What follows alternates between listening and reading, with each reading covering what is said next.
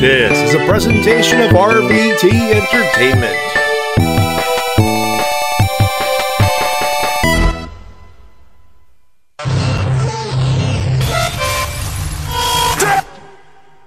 Ladies and gentlemen, this is your main event of the evening. This is Ricky the Dragon Steamboat's cup of coffee in the big time, yeah. Cup of coffee in the big time. We'll go to NXT. We'll go to the CWC. Hell yeah. We'll be at 205 Live.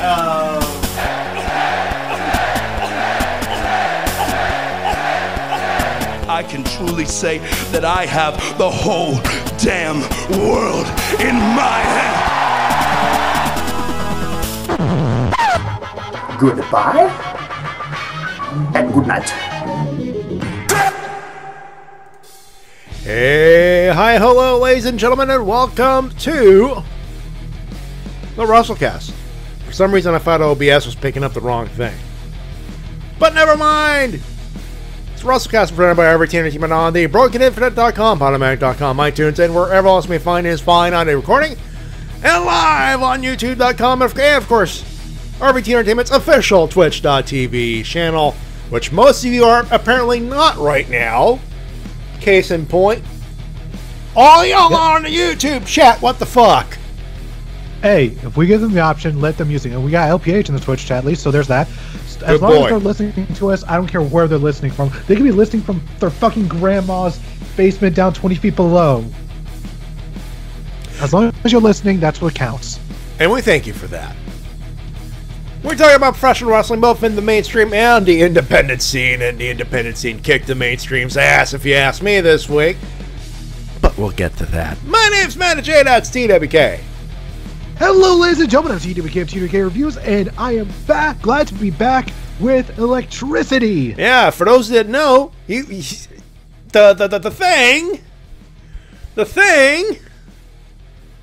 the snow bomb, whatever you want to call it, I don't know what the fuck they called it, but it was a bomb because it was short for a bomb in Genoa thing, and what it was a shitload of snow.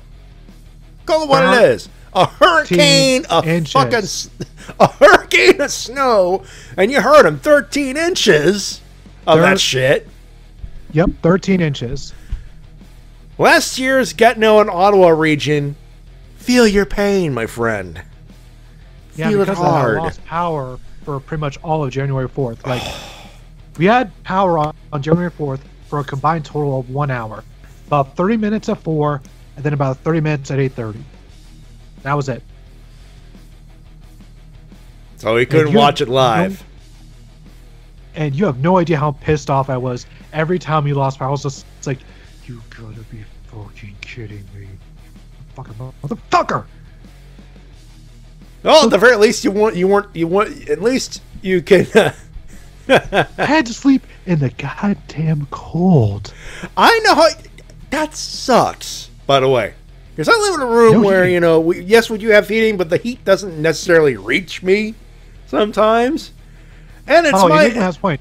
New Japan cannot be considered indie, especially because they're owned by Bushi Road. So they're not an indie technically. Not under really any circumstance. I mean, they got 35,000 people in the Tokyo Dome. 35 paid members in a Tokyo Dome, and then there's an extra couple of hundred there that we'll get. That I got the wiki page, I got the official numbers, but hot damn, we'll get. Speaking of that, that's segment 1, because I am not waiting till segment 3 to talk about Wrestle Kingdom 12. You fucking kidding? You're fucking joking if you're making me do that. Before we get to that, we have a guest. Yeah, we do. Holy crap. We gotta take. Where are my manners, folks? I'm just so excited about this thing. Ladies and gentlemen, we've been wanting to get this guy on since the last time, early last year, from HeroClub.com. I hope I'm saying it right. It's .com, right? Yes. It's been a while. But it's HeroClub.com. Dun, dun, dun, dun, dun, dun, dun, dun. It's been a while. Sorry, I always been have to a do that joke. It's been a while. Yeah, and Enigma in the chat, Wrestle Kingdom last year was 25,000. Oh, they beat that this year, believe me. It's Wheels, everybody. Damn right. And I hope you can handle this on like the state of Florida. Can you handle this? Handle this? Oh, you handle this? Oh, no. Oh, I don't think we've talked about this, but apparently they're back together. Yeah. They're back together. Wow. They have reconciled, quote unquote. Quote unquote. Yes. I guess she could handle it. He's still suspended indefinitely for punching a chick in the face and getting arrested for it. Well, he didn't punch her. He grabbed her. You know, for every time I would have done that, I should be like, in jail by now. But luckily, I've never done that. So, So it's not every time. It's been never. Then I see most people can run away from you rather quickly. That's what they think. That's what they think. Yeah. Oh. And that's where we call up the gift the wheelchair. Yes. Drink it in, man. Hey, speaking of drinking it in, we weren't drinking it in. We were punching it in, apparently, if you're Chris Jericho, man. Damn right. You got to punch it in. Ooh, we'll get to that semi-main. Let's get to it. For our clip of the week, ladies and gentlemen, the last few moments of one of many cases. Okay, there were just a few, but one of many cases for match of the night. And obviously an early contender for match of the year. It's the thing everyone's been talking about. It's the match. Ladies and gentlemen, with English commentary by Don Callis and Kevin Kelly, I gave you the final few moments. Spoiler alert, by the way. I should probably mention this now if you have not watched Wrestle Kingdom 12. Be forewarned, at this point, you are in full on, if I can find the damn button. There we go, I think. Spoilers. Yeah, you're in full on spoiler territory, folks. Sorry about your damn luck. But, ladies and gentlemen, here we are. Jericho versus Omega. Alpha versus Omega. It's clip of the week. Take a listen. What a war! Stay down! Stay down! Stay down! Jericho imploring Omega to stay down, to give up. That's not going to happen. I don't believe. Lights on, no! Great counter by Omega. Look out! Look out! Jericho's got to hold on. Oh, the chair is still there. The chair is in the ring. One, he nails him on the chair. 1, 2, 3!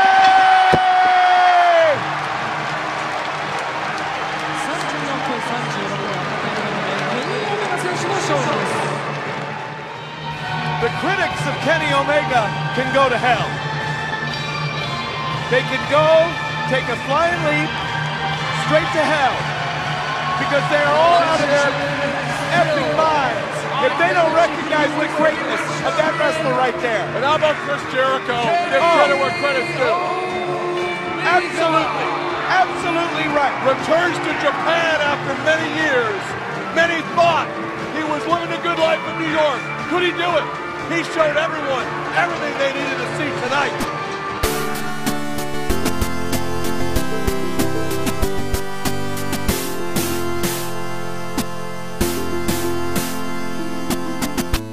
This is not the greatest match in the world. No. This is just a tribute. Couldn't remember the greatest match in the world. No. It's just a tribute. Oh. All right, I had to put Tenacious D. All right, this is the greatest match in the world. All right, this is the greatest match in the world. Yeah, we got to talk about the wrestling. Yeah. And of course, Wheels shared a lady going, "Tranquilo, Athenayo."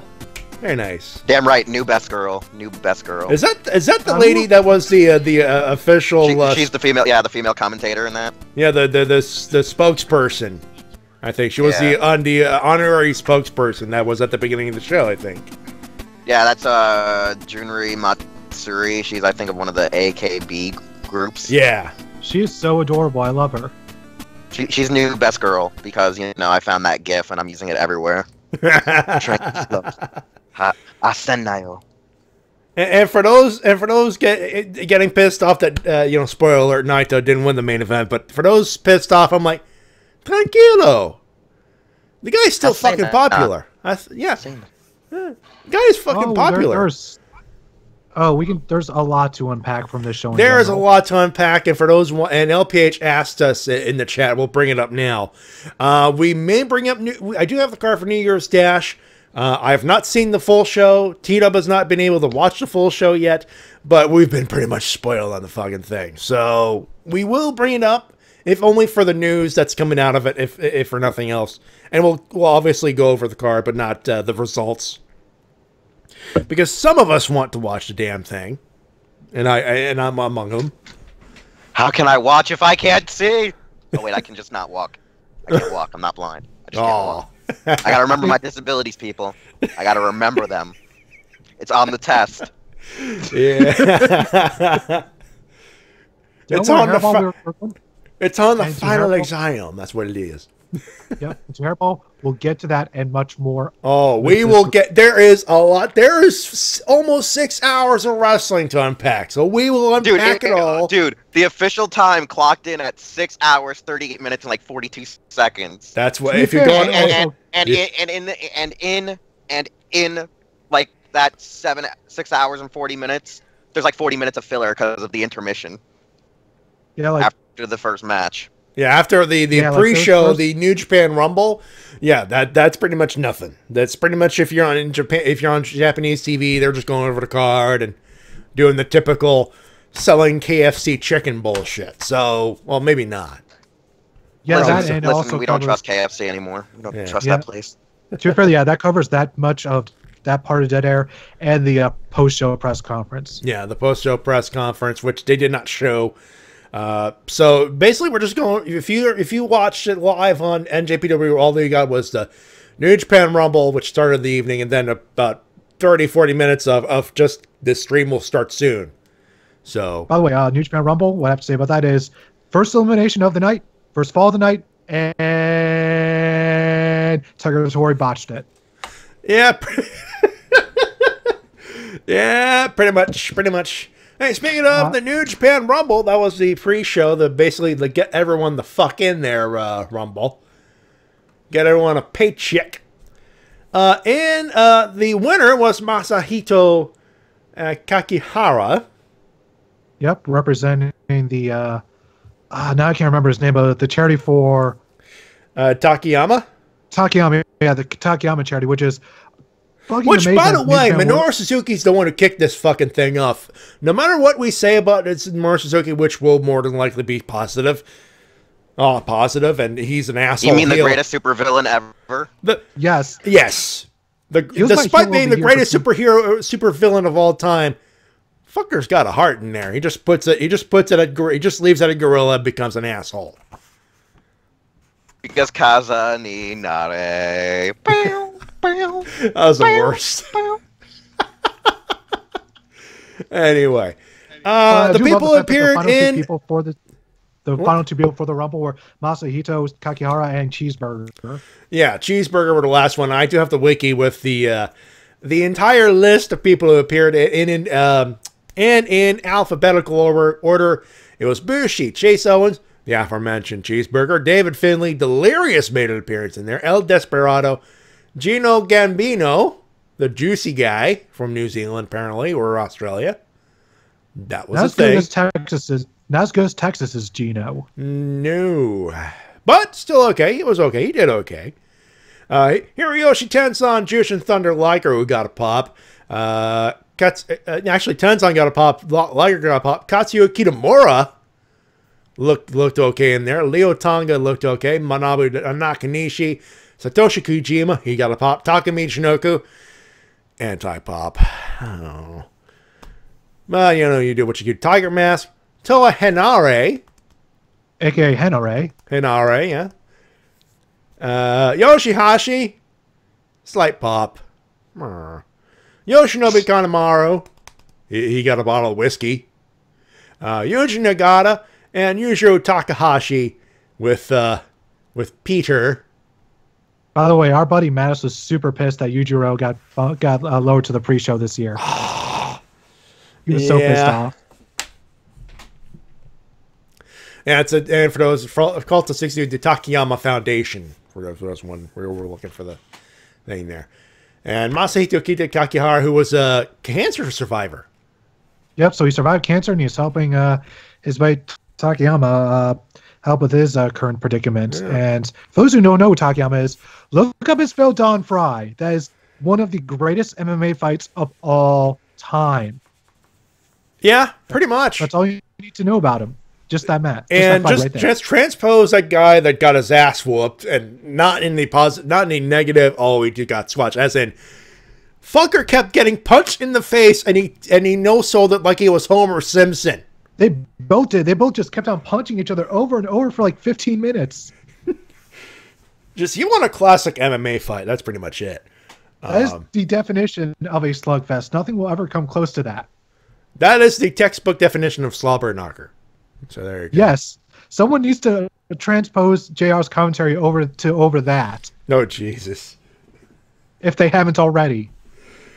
Wheels, you want to say something over this? Because we're dominating this right now. When it comes to the Rumble, I actually just like kind of skipped over that part because usually every year it's kind of, I guess, random, unpredictable. I mean, it's a better Rumble than I guess like the conventional Battle Royale or Royal Rumble where you have to throw a guy out. You actually have to eliminate a guy like by pinning him or submitting him.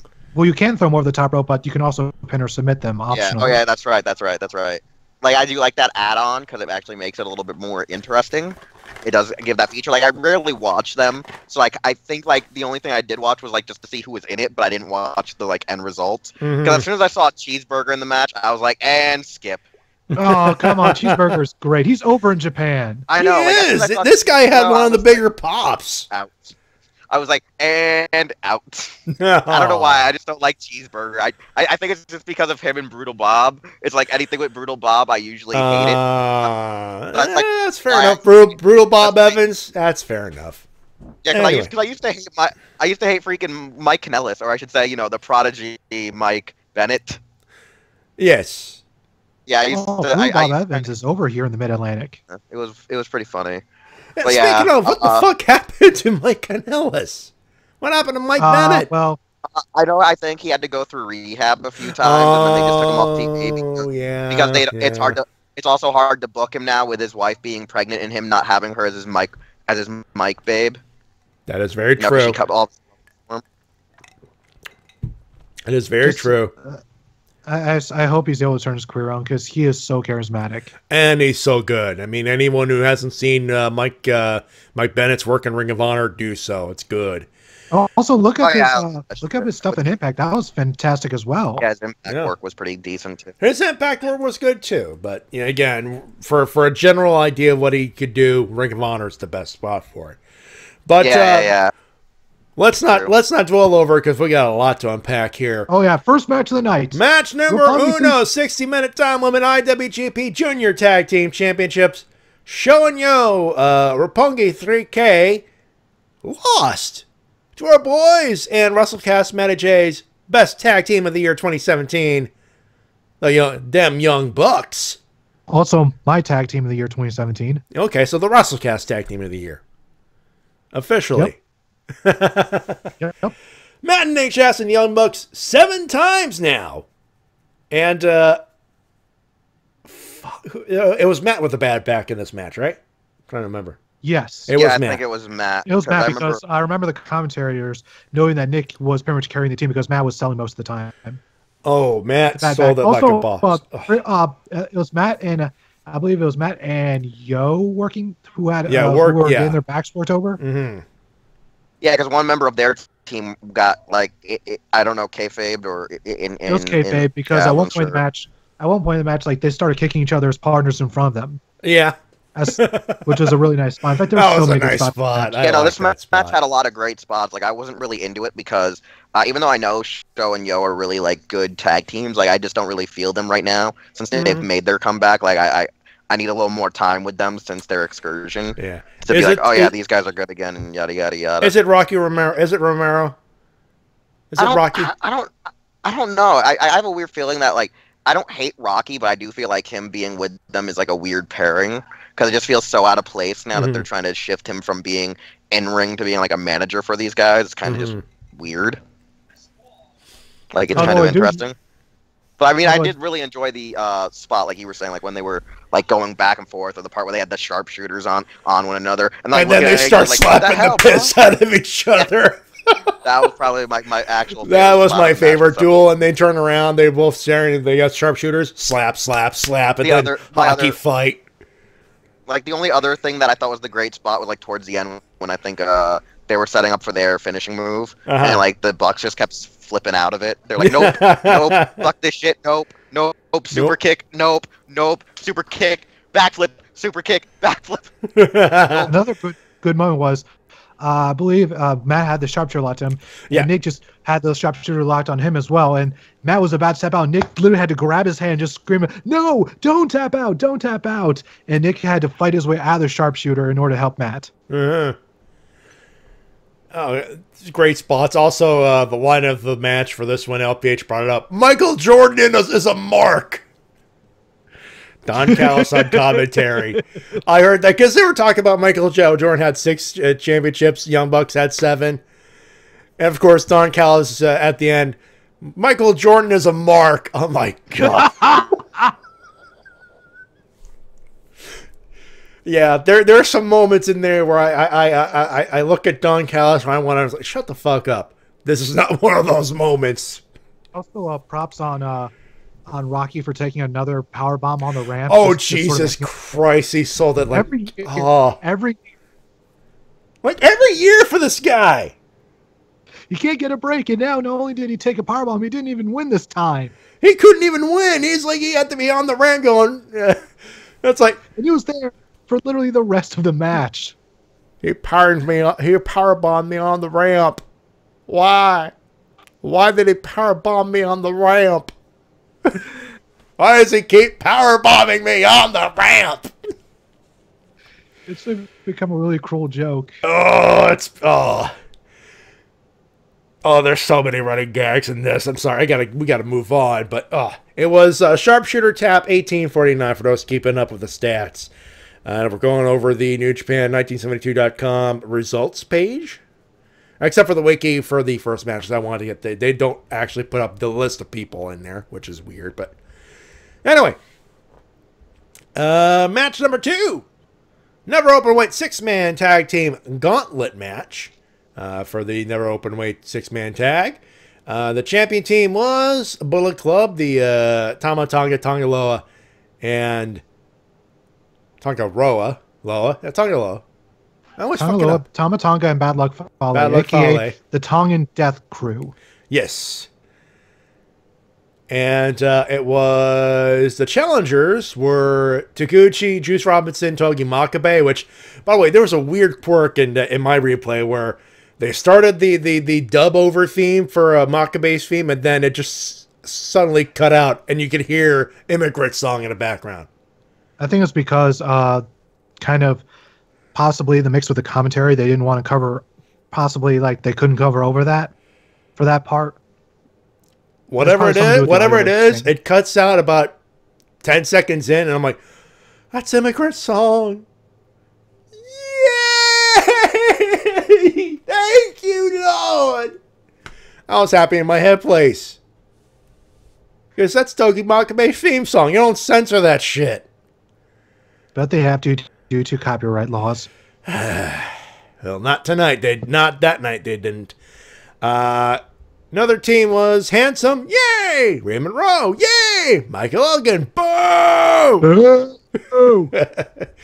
Why did Michael Elgin should have been the one to pass out in the submission? Oh, he was. Wait, why you guys booing Elgin? Because he's kind of a garbage human being. Allegations of sexual assault. Well, not towards him, but towards one of his students, and he just did nothing about it. Yeah. That's news to me. Yeah, and on top of that, he kind of treated Jeff Cobb like garbage. Yeah. This is still news to me. Yeah, this is all over like social media a few weeks ago. Mm-hmm. Yeah, I probably wasn't on. I've been on and off of social media. Yeah, it was all over. Don't blame you. Like, it just... And apparently Michael Elgin kind of has a reputation of being too big, having a really big head about himself. Like, more anyway. Let's move on. Let's move on. So we got a whole thing. And bottom line, Michael Elgin, not as cool as he thinks he is. Let's put it that way. Nonetheless, another challenger team was Zack Sabre Jr. Yay! Takashi Iizuka. Yay! Taichi. Boo! The only thing good about him is his female, escort. His chick. That's it. And the winning team was Beretta, Toriano, and Tomohiro Ishii. My boy won another belt at the big one. Yay! One of my boys, anyways. We'll say to Taichi's defense, he does have a pretty cool theme song. He does. He does. I'm not gonna lie. He does. I'm gonna go with my favorite spot here. It's only one spot. It's a nothing thing. It's an elimination spot. It was at the time where it was Yano, the Beretta, Yano, and Ishii were in the ring against Makabe, Juice, and Taguchi. It was the finishing spot for that particular portion of the gauntlet, where Taguchi was about to set up a Bomaye in shall I say, quote unquote, tribute to Shinsuke Nakamura. Yeah, he's been trying to do that all year. He's been trying to do that, and he goes to set, of course, Yano, being Yano. Instead, he just rolls him up, 1, 2, 3, excuse me, and then a win. And the way it was performed was so fucking smooth. I popped for that. Even got a pop out of Don Callis. Who usually he got a pop out of, like even I gotta go. That's good. He got a golf clap out of Callis, and I'm like, usually whoa. He trashes Yano all the time. He does. But Yano's best. He's best Chaos member.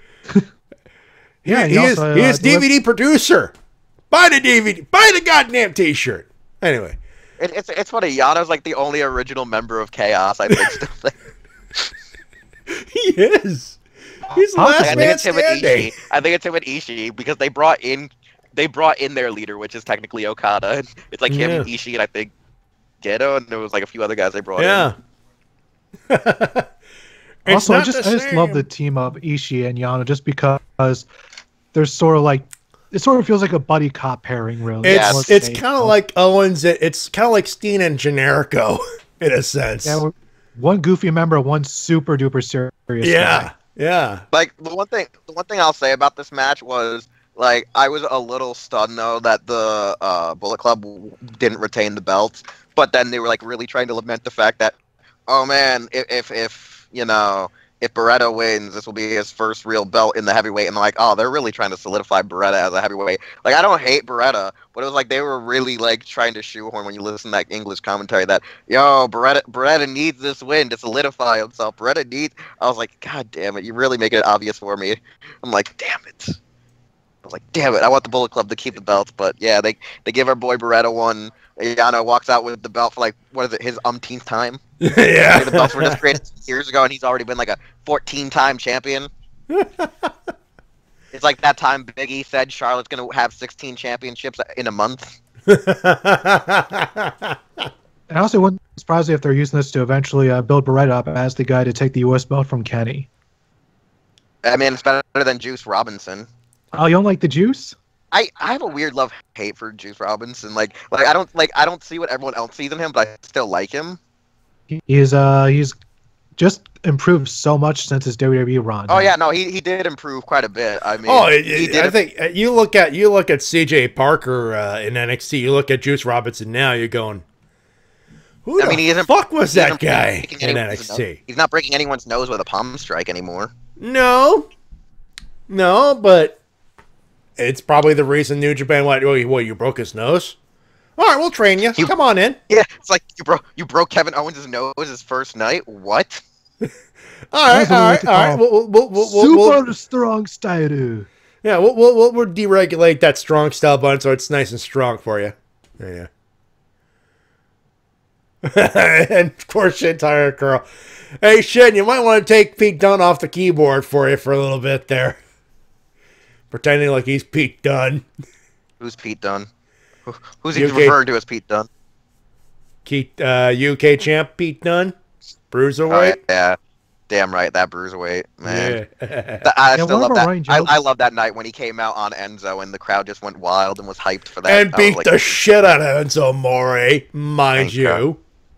Thank God. One of our running jokes on here is that for whatever reason Pete Dunne thinks AJ Styles is a woman. That's one of our running gags. Oh, don't get him started in there now. Shin's not gonna get his keyboard back.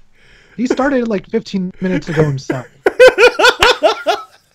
Well, get him started again. Hey, don't forget the old Instagram stories of Matt and Nick Jackson where Carl Anderson kept thinking Matt was a woman from behind. Oh. Well, Pete, you're not alone in this.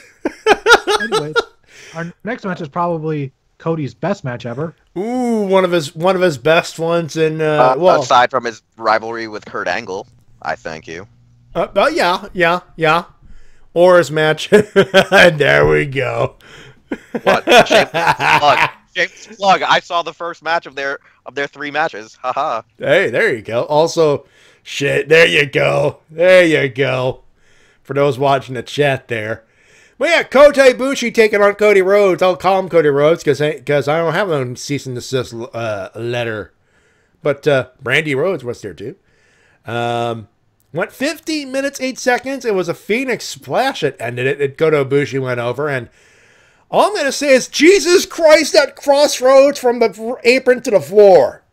Yeah, dude, I have a funny story. I was editing something for Hero Club while watching that, and when that spot happened, I'm sitting there. I have it I had 2 screen windows open on my computer, one on the left, one on the right. I'm typing, and I'm looking back, and I just see all of a sudden on the apron, I see him hook it. I'm like, nah, he's not gonna go. He's not actually gonna hit the move. Next thing he goes fly, and as I'm on the Skype call, everyone's like just quiet, like eating dinner, and you just hear me go, holy shit! And it was they thought that the winter snowstorm took down a tree or something and it was about to cut off my internet or like a car. No, it was Kota Ibushi taking another motherfucker of a bump. Yeah, because what happened was I wasn't streaming the New Japan yet. Yeah. It was until we got to the Omega one because everyone was like, "Yeah, Wheels, just tell us when you get to the Omega match, then window share that to us." But I was like, I heard that and they were wondering why I was freaking out. It was like the night, Taryn Terrell RKO'd Gail Kim off the middle rope from the apron onto the floor, and I was like, what the hell did I just see? Because I rarely see people fly 4 feet away and off the apron like that in wrestling. And when you see shit like that, you're just like, wow. I mean, my second favorite bump of the night was when Brandy sort of makes it look like the flying crossbody hit her, and then he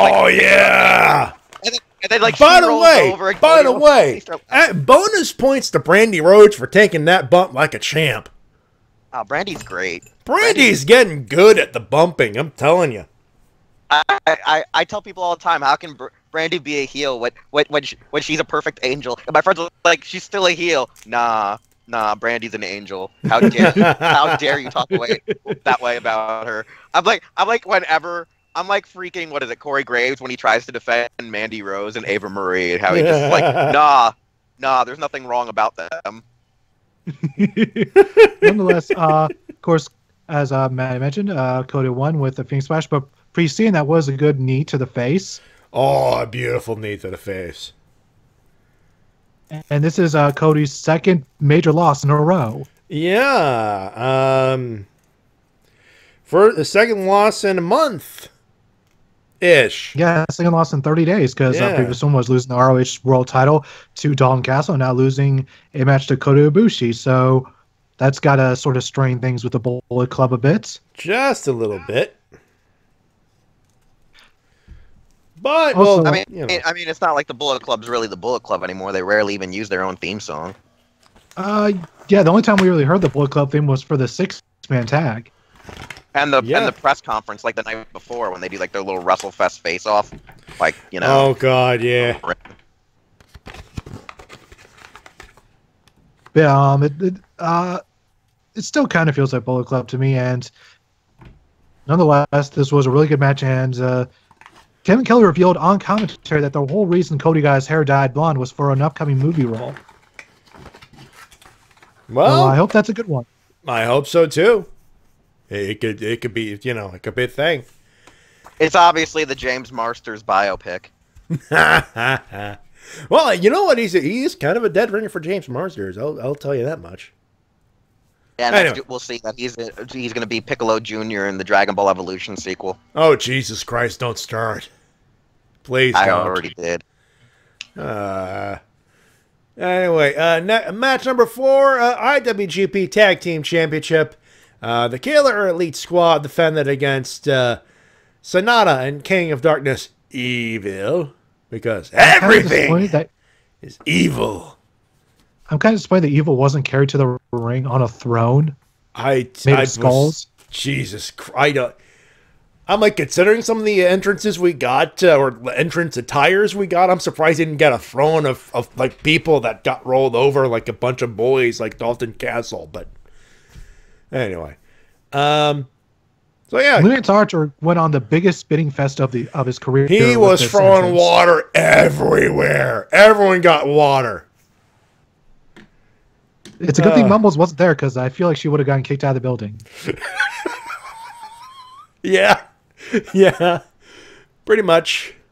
But also, kudos to Evil, who looked like he broke an eye socket bone or something, because he got a big black eye. He got a swollen eye in there at the end of the match. Yeah, like at the end of the match when Tiger Torre's like just like patting him down, and Evil's just standing there, like because normal Evil usually try to like throw Tiger Torre. Now he's actually injured. He's like, Tiger, look at my eye. Is it all right? Tiger's like, yeah, it's all right. You sure? No. Like I love that whole thing at the end. I'm like, normally they try to kill him. This time they're not. This time there could be an actual medical emergency, so they're gonna tell the ref, hey ref, look at me. Yeah. All right. I think the best part though is the fact that they sold that ass whipping. Like they took that beating because that first powerbomb in the first few minutes, Jesus. Like I legitimately thought the match was gonna go back and forth, really, because of who was in the match. I was like, oh, this is gonna go back and forth. No, Killer Elite actually was trying to kill them, and I was like, huh, this is a new side of LIJ's combination of Evil and Sonata. I was not expecting them to take a beating like that. No. I was not predicting that like outcome. Like I knew they were gonna win because like there's that whole thing like usually World Tag League always normally wins. Yeah. But like the thing I had the issue was like I did not predict that it was gonna be like almost a one-side slaughter with a underdog comeback or something like kind of thing. It worked. Oddly enough, it worked. But I think it's a case of they're trying to get everybody in LIJ a little bit of a face push in a sense, considering who's in the main event. Yeah. 14-14 was the end, and of course Sonata got the pin after a rounding body press is what they're calling it. But anyway, that was the thing that happened. Also, a thing that happened, Minoru Suzuki got a haircut, everybody. Never Openweight Championship, hair versus hair, with seconds banned from ringside, but Suzuki-gun didn't fucking care. Hiroki Goto over Minoru Suzuki. GTR, it was 1804. Hiroki, the new Never Openweight champ. Yeah, this is actually where my best friend started watching with me, and he was marking out like a motherfucker to every stiff shot in this match. Oh, stiff shot city in this one, man. But that's what the Never Openweight title is. It's a strong style match. It's like the slap the piss out of your face until your face bleeds match. I was marking out every time Suzuki probably had killed Goto. I was just like, he's dead. He's dead. Just pin him. Those are the exact same words that my best friend was using. He was like, he's dead. He's dead. Yeah, especially after doing that sleeper from from Brett's rope. Especially after that sleeper from Brett's rope, like the hangman sleeper there. Jesus. Goto sold it like death. Yeah, because like I was loving the hell out of Suzuki's beating of him. Like I was like, I don't want Suzuki to lose. He's the greatest supervillain ever. Don't make him lose. Don't make him lose. Like that's most of that's like most of Suzuki's matches recently. I know. He just literally murders his opponents to death. No, right. Like that. What is it? 40-minute match with Okada earlier last year when he worked the leg. Like he worked that leg so hard, even my legs felt the pain. And you can't even feel your legs. No, that's why it was scary. Like I was, oh man, I was quaking in my boots. I was like, damn, no. There's a reason why Minoru Suzuki won my heel of the year, because he is just an evil bastard. Just an evil bastard. Why is he not? Why wasn't he not on my list? Jesus. Because the evil bastard in wrestling right now isn't even anyone who technically is a wrestler. It's people that run wrestling. True, but I had Samoa Joe and The Miz, and then again, The Miz had a pretty good year in the heel department himself. But Minoru Suzuki would probably beat the piss out of him. Also, 35,000 plus people singing along to Kaze ni Nare. Oh yeah, that's the thing about Suzuki that you gotta love, is that even when he's a heel, the crowd will still sing it. Yeah, nonetheless, GTR to the face, then a GTR to the back of the head, get the win for Hiroki Goto. Suzuki said, "You ain't giving me the haircut. I'm giving him the haircut." Yeah, what I liked is, like, after the match, like, Suzuki immediately grabs Suzuki as soon as the match is over and try to drag him to the back. But halfway to the back, Suzuki regains consciousness, like, nope, I'm a man of my word, goes to the ring, grabs the clippers, shaves off a bunch of his hair, slams it down onto a chair, and leaves. Like, that is the manliest thing I've ever seen in my life. Yeah, unlike that time, Kurt Angle tried to run away, Molly Holly tried to run away. Yeah, but the difference was Kurt Angle was a cowardly heel, Kevin Nash got handcuffed to a rope. Yeah. Big Show got tranquilizer darted. Yeah. Minoru Suzuki. I guess it was kind of cool to see Suzuki heel actually honor the word. And they actually got him some babyface pops when he shaved his head off. That's the thing, is like the crowd wants Suzuki to win the belt because he would technically be like a grand promotional champion, would have won like all the big belts that Japan's ever had. Yeah, in their lifetime. But hey, it is a thing for another day, and he seems to be going for another championship, but we'll get to that in our third segment. Next up, match of the night number 2. For those keeping track, number 1 for me was Rhodes versus Kota. But IWGP Junior Heavyweight Championship, it was a fatal 4-way. Skrull, Ospreay, Kushida, Takahashi. And folks, Skrull got pinned by Ospreay and went 21-18. Oh. And this is the first time that has ever happened in their entire careers. Like, for so many years, Skrull beat Ospreay over and over and over and over and over. It doesn't matter what promotion it was, Ospreay always lost, no matter what. So it was nice and cathartic to get a Wrestle Kingdom moment, so to speak. But this 4-way, though, jeez, oh my God. Ospreay, are you okay after that moonsault spot from you almost pulled a McMahon? You know that, right? Fucker almost pulled a Shane O'Mac. But he didn't. He didn't. But he almost. He could have. He could have climbed all the way to the scaffold doing the thing, and then elbow drop! And also nice ingenuity from Marty Scurll, taping Takahashi to the guardrail. Good spot there. Also, yeah, for those wondering, oh God, his entrance. Marty Scurll's entrance. Yeah, we have to talk about the entrances here. Of course, Takahashi had his Rey Mysterio entrance. Yeah. And Will Ospreay brought with him the It Lives, It Breathes entrance theme. Yeah. Kushida did not enter with a DeLorean, which makes me sad because I want him to bring that back so badly. But they had a DeLorean on the screen, but I'm like, it's not the same. He needs to bring back the DeLorean, but he did have the Doc Brown shades. He did. He looked good. He looked good. And of course, Marty Scurll got the huge wings. Which, by the way, not only did he make himself, not only did he travel through like 2 or 3 types of customs, he assembled that shit by hand. up until minutes until his match, from what we've been told, what we've learned. Can't wait to see that on the next Being the Elite. Oh, kudos to Marty Scurll for that, man. And just so many moments during this match where just it looks like a very close fall that I totally bought into. So kudos to them for suckering me in. Oh, they did. Are we talking about the same one I'm thinking? There was one chicken wing spot that I was screaming, tap, tap, tap, you son of a bitch. Oh, yeah. Because I wanted Marty to retain so badly. Oh, yeah. Definitely. But that was not the case. But it was Ospreay regaining the IWGP Junior Champ. May his reign be longer than the first one. And by that, I defend the fucker at least one time. Yeah, that's one thing that sometimes does suck about being a junior heavyweight. Is sometimes you don't even survive a reign. You have to drop it first and get it back to then have actually a successful run, maybe consecutively.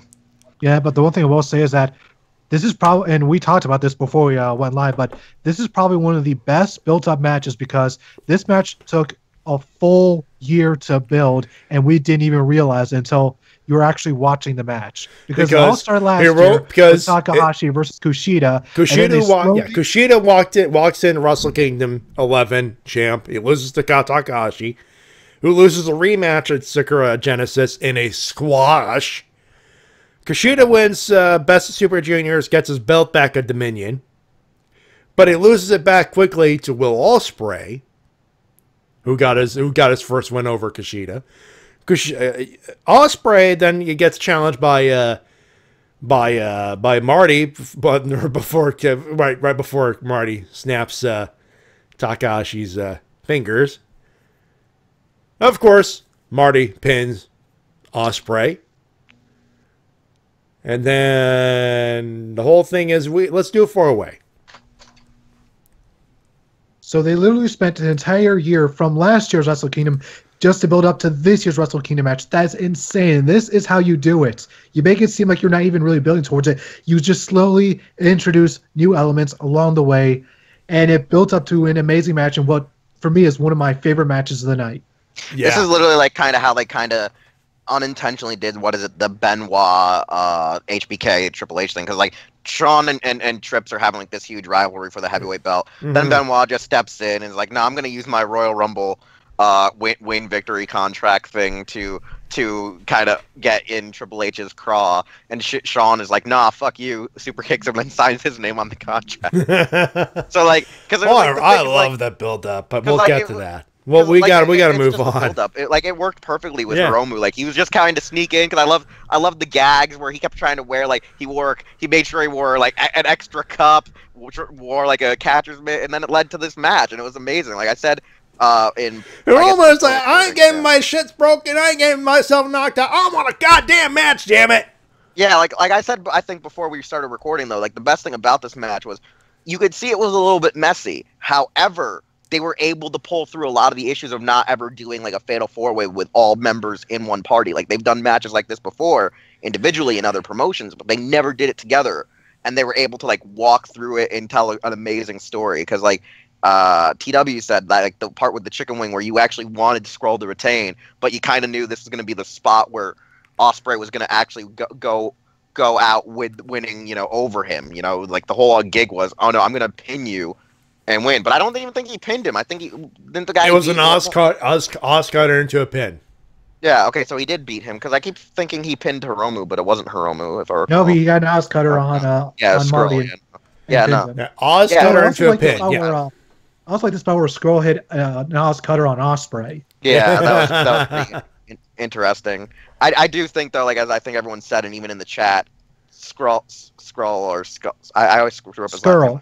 Skrull. I always call him Skrull for some reason. I don't know why. I just call him Skrull. Hey, I had the same confusion at first. Believe me. Skrull. I loved his entrance. It was just magnificent. Like that was just the best. I think that was a beaut. Like he should have just won for his entrance alone. I was like, oh, I want those wings. Give me those wings. Red balls. It gives you wings. Anyway. Oh God, no! I can expect that on Being the Elite. Oh God, yes. Aside I was just doing Chappelle's show, but what the heck? Aside from Hangman telling people to grab his dick. Oh Jesus, that was actually pretty funny. That was. Then not being able to do the dick flip himself. And then everyone just walks away, just kind of awkwardly, like, "Oh, okay then." Anyway, next up, match number 7, Intercontinental Champion. The challenger was Switchblade Jay White, and the champion was Hiroshi. It was Hiroshi Tanahashi. No, put that now. Actually, no, state of that haircut on the screen, but that's not the haircut we're talking about. He actually had a proper goddamn haircut. God damn it! State of that haircut. Yeah, anyway, back to the actual good match. Good old fashioned foofy hair. Thank you. It's as if he listens to the show, although he doesn't listen to the show. He doesn't. Listen, if he listened to my show, he'd probably try to hunt me down and kill me already. Okay. Anyways, this was a pretty good match with both men working over each other's muscles. Just all of the dragon screw leg whips all the time. Yes, they were working their legs. Both of them were working the legs. So, I will say this about Jay White. I've had about a month and a half to think about it. Jay White, state of your gimmick. I think it's working for him. I like it. It's not sticking completely. He's still growing into the character, obviously. Yeah, I'm not too pleased with the payoff being he was Switchblade. It was kind of weird. Like I didn't even think the idea was going to be a good gimmick to begin with, and I'm very skeptical because I don't hate really Jay White. Like he's had some really good matches on the indie scene, but a friend of mine stated that he thinks Japan was too swift to call back Jay White from his excursion. They were like, "Oh yeah, let's get him back and make him like this weird heel." When like obviously, you know, he has a baby face where it's like, why would you want to turn this guy into a heel right away? Well, there's still time, you know, for him to develop, and oh yeah. And he's still very young, and he's still wrestling with Ring of Honor, so he's still got time to develop. So that's a good news. He's only 25, so he's got plenty of time. Oh yeah, he'll go like into sometimes it. he looks a little bit older than he really is. Like I at least think he's at least in his later 20s, but he's actually like, you know, like mid 20s. And if for nothing else, this match is just another opportunity for me to roast Hiroshi Tanahashi on his goddamn hair on that goddamn mop. He was because they showed that fucking mop in the package. I actually screamed and I was like, "State of your haircut, asshole!" Let it go, Matty. He changed it. Let it go. Come on now. Only one man can have the perm, and that's AJ Styles. And Jinder Mahal. Jinder Mahal has a perm. He's got a perm, a mullet going. But he's the modern day Maharaja, so he's allowed to have it. Fair enough. True words have never been spoken. That is very true. And Colt 62 is saying that he's calling Jay White to join Suzuki-gun. Ooh. It might be more effective for him to join that faction than to join Bullet Club. Yeah. Yeah, because if you want a group of just dirty bastards, there you go. Yeah, because like with Bullet Club, like I don't feel like he fits in because like his whole like Switchblade gimmick kind of looks a little bit like when Kenny wants to wear his full leather trench coat. Yeah. So I feel like it kind of clashes. Yeah. And for those wondering, and we'll get to that, by the way, because that was more of a betrayal button than anything else. But we will get to that. Yeah, because Bullet Club is more like the cool heels, whereas Suzuki-gun is more of just, no, we're just evil bastards and we don't give a fuck. We're just evil bastards. And we just want all the belts. We just want all the belts and all the low blows. And one of our guys like booze. But anyway, the semi-main, they called it a double main event, but it's the semi-main for the purposes. IWGP United States Heavyweight Championship, no disqualification, Kenny Omega, Chris Jericho, match of the night. Match of the night. And Jericho brought back the light bright jacket. We got a Chris Jericho entrance with Judas from Fozzy. Yep, good stuff there. Oh, Chris Jericho WWE entrance. in a Wrestle Kingdom show, and I had a big fat fucking smile on my face when I saw that. I'm like, Can anyone identify for me what video game Kenny Omega's entrance is from? I Because I know say, it must be from. I want to say Overwatch. That, because of that's the a gun? possibility. Because I know Kenny is a video game nerd. I know he likes to make all the video game nerd references, but I, for the life of me, could not place that entrance. You know, I want to say Omega is Destiny 2. That's what LPH is saying. And Colt 62 brings up Anubis God of Wrestling versus Canadian Lightbright God of Wrestling. Yes, that was a very Anubis headpiece Kenny was wearing. That's definitely. I just want to know, like, it must be from a video game because that gun looks very sci-fi. Oh yeah, it's definitely video gamey, but we'll take your word for it. Anyways, 5 minutes into the match, and they break the English announce table. Then less than 5 minutes later, it is replaced with a new table and new monitors. You see, WWE, it can be done. Yeah, WWE, if they ever break one of their tables, it's done for the rest of the show. Except that one night when they actually broke it when the show began. Yeah. or that one WrestleMania when the table wasn't supposed to break, but it did, so they then had to pull out a flip table from the TLC match. And then they fucked up the flip table. I'm like, how weird is it that the English commentary is the Spanish announce crew? And they still get treated better than the Spanish announce table in WWE. They do. By the way, Omega, Jesus Christ. Oh, by the way, speaking of said bump that fucked up the English table, holy shit, Kenny, are you okay after that? Yeah, for those who don't know, the spot I'm talking about is Kenny does a tope over the top rope, over the guardrail. Chris Jericho runs out of the way, so Kenny crashes through the table and hits Don Callis. So Callis starts selling for a little bit. By the way, is it too early to put Chris Jericho as heel of the year for 2018? Is it too early? No, it's not, because after he bitch slapped that young boy and showed him what a real lion tamer is. Jesus. Oh yeah. While they're brawling the outside, Red Shoes is admonishing Jericho. Then Chris Jericho shoves Red Shoes down and then grabs his son, who's one of the young boys, and puts him in a lion tamer. So yes, he put a young lion and a lion tamer. That was the best shit ever, man. When he shoves Red, he's like, "Get the fuck out of here!" He's just shouting at everybody. He's spitting on people. He's screaming at the people. He's doing everything to get everyone pissed off at him. Jericho was so over in that match. He was. I mean. And the one-winged angel still remains the most protected finisher in pro wrestling today, which I am not complaining about at all. I mean, it damn well better after hitting it on a fucking chair. But there's about a million more spots in this match that we could talk about, but like splooge. Because it's match of the night. It's match of the night. Period. I said match of the night, and folks. Yeah, I'll agree with that. If you need to watch one match out of this, you can't just watch one match out of this. But it's a 5+ hour show. So if you have to do one or two matches, this is one of those ones. I would say definitely this and one of the junior matches. Yeah. Because I have a mark. Because I've always been a mark for New Japan's junior division. Yes. And then, ladies and gentlemen, it leaves us to our main event of the evening. It went 30 minutes, 26 seconds. 36 minutes. 36. No, I have 34:26, actually. Oh, I have on the Wikipedia, it says 36:30. I am actually on the NJPW World, on the New Japan website, so. Okay. Let's see who wants to battle to the death then.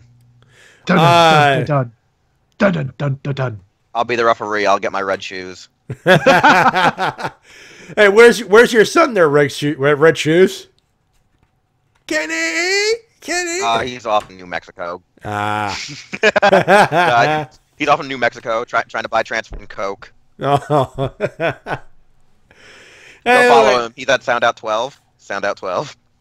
IWGP Heavyweight Championship of the World, the challenger, Tetsuya Naito, the champ, Kazuchika Okada, a couple of Rainmakers later from that. I'm not gonna lie, man. That was a great match. Worthy of main event. It's a pretty damn good match. I must say, especially the final 5 minutes. Those like I so wanted Naito to win, especially after he hit the second Destino. I'm like, I thought with the second Destino, I thought it was over. Yeah, like there's a second Destino, pins him 1-2. Oh, he kicks out. Then he hits him with another Destino, picks him up, goes for a third, goes for another one, gets reversed. I'm like, oh fuck no. Tombstone, Rainmaker, 1, 2, 3. Fuck. Don't you just love Gato sometimes? He's a good hype man. He is a very good hype man. Don't you just love Gato? He just comes in there and shits on your parade. Like, has everyone believing Naito will actually win this time? Doesn't. Like, I even said to somebody, Gato's gonna fuck. Yeah. You get that feeling Gato was gonna fuck it all up. Just a tad. He was gonna troll the crowd. He really was. But the crowd was still into it, and you know they were satisfied with the match. But the monster pop Naito would have been even better. Oh yeah, especially because of his victory speech. Yeah, although I do understand why they wanted Okada to win, just to really cement his legacy permanently. Like, this is our guy going forward. He is our man. He is the ace, and they needed. There was a nice half-hour video with by a real Nate Piero explaining the entire goddamn thing, where it was a case of this is literally a case of you pick one and you're gonna fuck over the other.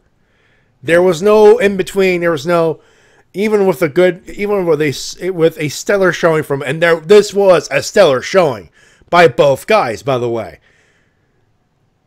Even with that, you were gonna fuck someone over. Yep, one guy had to win, one guy had to lose. No getting out of it this time. That's it. And they went with the guy with probably where the company had put their foot down, going, it's Okada.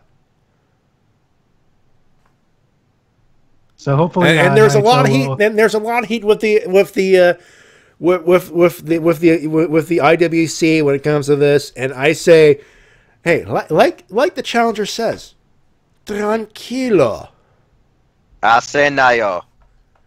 Take a chill pill, relax. He'll be back. Fucker, if it weren't for Omega Jericho in the last match, they would have easily gone match of the night. That match was simply this match, and take it away, put it in another card. That's match of the night. That's contender for match of the year. He's gonna be back in this spot. Like, he's gonna be back. You know what? Bold prediction. I think he's winning the top. I think he's winning the belt. In this calendar year, Tetsuya Naito will be IWGP Heavyweight Champion. Do you think he's going to be the one to end the reign? That's the $1 million question. I don't know. Everyone says that Naito might be the one to end the reign, and then Okada just wins it back to drop it to Kenny. Or Kenny's going to win it, then Naito get it off of Kenny. Like, there's the two probabilities. It's going to involve, this year's going to involve the combination of one of the three. That I think that's undisputed. I do feel like, though, New Japan might break their sacred vow and do like, you know how they always feel like, oh, if it's the heavyweight match for the singles belt, they'll never do triple threat. But I feel like they might, for the first time, have that moment where they're like, well, we really want Naito yeah, they're like, to get the belt off of Okada, to really make it set in, they're gonna the only way to get the belt off him, put Naito and Omega in there. It might be a case of they might have to build it up to a point where, yeah, this you know, they might have to build it up where it's a case of we have this promise to the people, but this situation is extreme. Yeah, they've built it up. This needs to be settled. This needs to be settled by G1. Like in kayfabe, they could say this needs to be settled by G1, and at Dominion and Osaka Joe Hall, we have to settle this in a three-way. There is no other choice. Yeah, because I told someone a while back is that they're kind of backing themselves into a corner. They're trying to make a Western expansion, and not all Westerns are really supporting them right now because they built up this hype that Kenny was going to be their face to try to bring in a Western audience for a short period as as the champion, not just the throwaway United States belt, but as the champion. And I feel like that's kind of. Don't get me wrong, him as U.S. champion is a smart choice, but at the same time, he'd be better as the world champ. Yeah, because he's Canadian. Shh, kayfabe, kayfabe. To be fair, like most people challenge for the belt are like Canadian. Shh, kayfabe. They do have a couple of Americans though, like Juice Robinson and Beretta. It could be worse. You could have an Indian guy trying to promote his Indian heritage when he was actually born in Canada. Now, what kind of a company would have one of the wrestlers do that? That would just be silly. No chance. So that's what you got. What you got. No chance at all. I don't know why I started singing that. I do apologize. And there's Vince McMahon going, "Hey, kayfabe, fuck you." No, that'd be Cornette shouting at us that. No. Hey, kayfabe, asshole. You're killing the goddamn business. What the fuck is wrong with you? God damn it. You gotta keep your kayfabe. God damn it. Fucking true, though. It's true. Oh, by the way, Jim Cornette and Vader are pissed off because there was some flippy shit in their wrestling. Ooh. Anyway. Also, I would love it. Just every time you see a junior heavyweight do a flip, Cornette loses his shit. and I become 1% happier. I'm one of those guys where like sometimes I get the understanding of like the old timey-wimey guys. And then I also am like, because I'm in that era of being born in both of the transition to that, that style of flippy shit. I'm like, I'm both. So like, you know what? Sometimes I'm like, okay, it was a little too much, guys. Went a little too much with the flipping, but I still enjoyed it anyways. And by the way, and like my tweet said earlier, I for one welcome our flippy overlords, the Young Bucks, and I've been doing it for years. That's what I'm saying. Like for me being born in like the 90s, right? Like that's like in that era where you understood flipping is good, but sometimes you also want to try to keep it grounded too, because the flipping is where people start going, "Oh, wrestling is fake and choreographed," and then they just automatically take a clip from a freaking cruiserweight match where they're just flipping around and not even making contact with each other. Usually, I'm like, that's Lucha Libre. That's Lucha. Yeah, and I love Lucha. Yeah. And by the way, that tweet did get liked by Matt Jackson, so there you go. Oh, one sweet. Yes, sir. Yeah, because they don't want to get sued again. Jay White, you could have learned something from there. You're going to cease and desist from Vinnie Mac now. No chance in hell. Hey, guys, no chance in hell. By the way, the Young Bucks got WWE's UK Twitter to cease and desist. Woo! We'll get that in the third. I know you got that in your list. No, I don't have that in my news segment. Oh.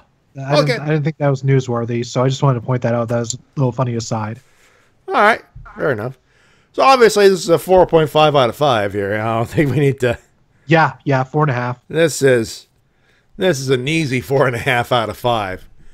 Some would say 5 out of 5, but there was a couple of low points. Even those low points were still good, so...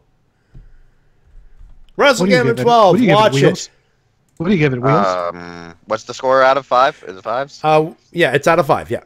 I'm going to say at least probably a solid 4 for me. All right. Very, very, very nice. Anyway, of course, we'll get the New Year's Dash in our news segment. And yes, we know of the Mixed Match Challenge. That's a part of the news. That's part of the news. It's clipped to get into our third segment. Yeah, we'll get to the part where Bayley didn't get her man. And many a wrestling fan calling bullshit over that. Including her. Including her. She called bullshit on that too. But we will get to that in a second. In the meantime, ladies and gentlemen, it's time for your emails or comments of the week. You can send them at thewrestlecast@gmail.com. Hey, quick shout out, actually. I need to check this out. LPH in the chat. I need to thank you because at the very end of the 4-hour Wrestle-Cast last week, fuckers. Some of you people call it 4-hour show. You got your 4-hour show. Happy? But LPH gave me $5 on PayPal. Very nice. Sent it directly. Send it to my old Menajay Live Gmail account. Which, by the way, if you want to send me money, I got the thing. There's a link right there. Ko-fi.com/LPH Coffee.com/Matty J. There it is. The link's right on the screen. Just, you can send it there. Buy me a cup of coffee or two. But he sent me $5, and that definitely helped. That helped me pay for my monthly subscription for New Japan Pro Wrestling World. So hey, you helped me watch Wrestle Kingdom 12 this month. So thank you very much. So felt it was necessary to say thank you to LPH. But if you want to send me some more money, there my tip jar is ko-fi.com/manage. Of course, you want to help out TWK's Patreon. It's up there. Patreon.com/TWKReviews. It's up there as well. Yep. We begin with Die Hard Gamer. Well, I believe that's Tokusatsu Gaming Fan in the chat. I believe so. It is. Yes. Camera fades in on the interior of Die Hard Gamer's secret fortress when I'm watching the Jericho versus Omega match on his high-definition television. As C-3PO walks up to him. 3PO, I'm sorry to disturb you, sir, but it looks like it's time for this week's comments. Thanks, V3PO, he says.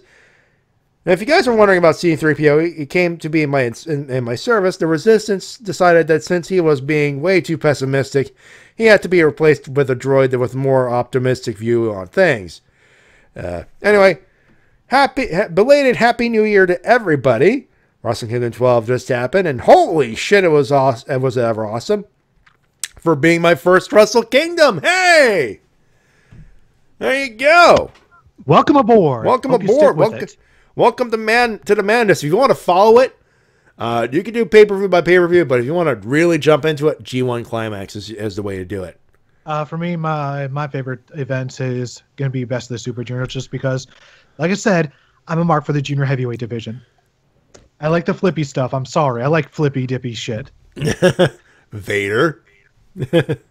It's time! It's time! It's flippy time! You know, funny story. I actually posted to people, telling people, do not spoil Wrestle Kingdom. And thankfully, no one did. Thank you for that. One of my friends tweeted back at me. It's like, oh my God, Vader showed up. And of course, I played it up going, and that's why. But I must ask, in the clip where Vader shows up, all he did was just show up on the ramp, looking kind of angry. He just did nothing. How dare you do flippy shit in my presence? Anyway, I'm not going to go over everything, but Kenny versus Jericho, no DQ for the IWGP US Championship. Oh my God, that wasn't a match. That was a fucking war. Yes. Yes, it was. And it was glorious. And no, I'm not hitting the button for that. You know. I'd be forcing it. We also put a GIF in our chat, but for some reason, Twitter won't play it. Oh yeah, that yeah. Fuck you, Twitter. Fuck you. I know it's funny. It's funny. It's Naito doing the I don't post. Yeah, I don't know why it's not working. It worked for me when I Tell you what. We can't put it in the chat, but let me see if I could screen cap it. I don't think it works. It's not working. Media could not be played. Son of a dick. I know, right? Like it's a GIF rolling in the weekend, like. And it's Naito doing his. It's Naito running towards the ropes, then going backwards and doing his pose. Yep, going into the weekend, like. Dangs it. I can always do another tweet version of it. Be like, oh well, I found out YouTube wanted to be a dick. Not YouTube, well, YouTube's already a dick, but that's a different story. Hey-o. Anyway,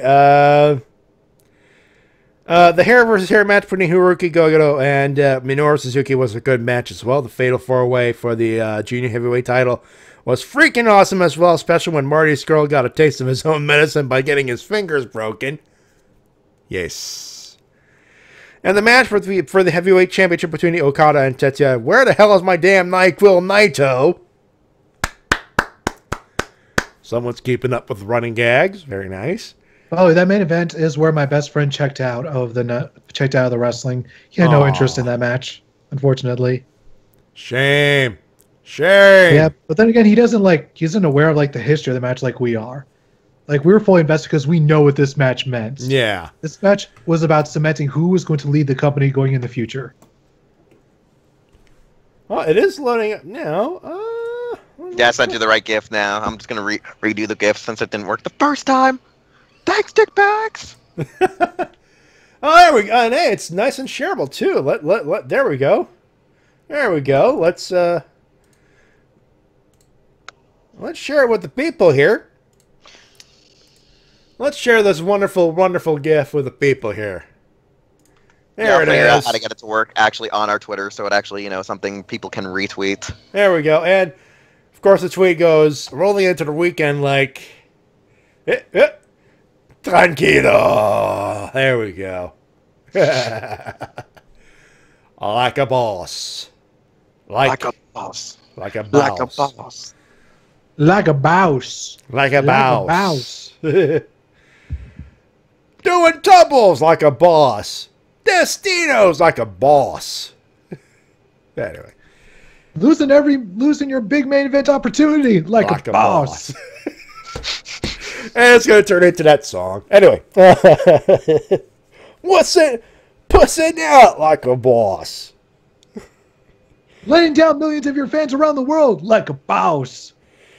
Now, of course, the match between Tetsuya Naito and Okada was good. It was a good way to end the event, even though I really wanted Naito to win. It's a tie for a match of the night between Jericho and Omega and Okada and Naito for me.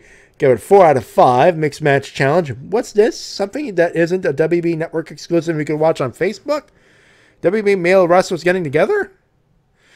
In the joking and sarcastic words of Easy Rider, something new and original that hasn't been done before in actual creativity. Wait.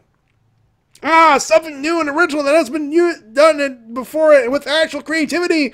Take it away! Take it away! In all seriousness, this has me interested. Time for my winners. All right, first winners and losers of 2018. Winners, Jericho and Omega for amazing, awesome U.S. Heavyweight Championship match. Everyone involved with Wrestle Kingdom 12 managed to put on a very great show. Hulu for getting the streaming rights for Animaniacs, Pinky the Brain and Tiny Toon Adventures, as well as giving us 2 new seasons of Animaniacs. Fabo.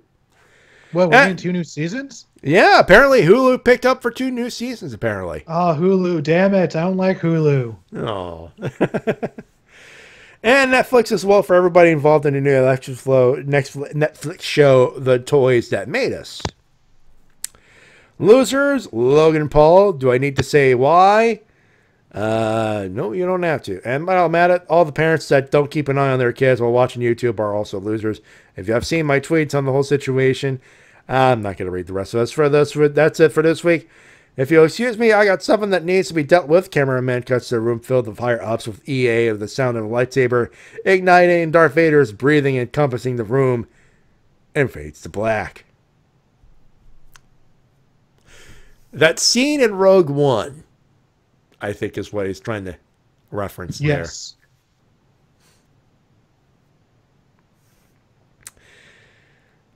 LPH, speaking of.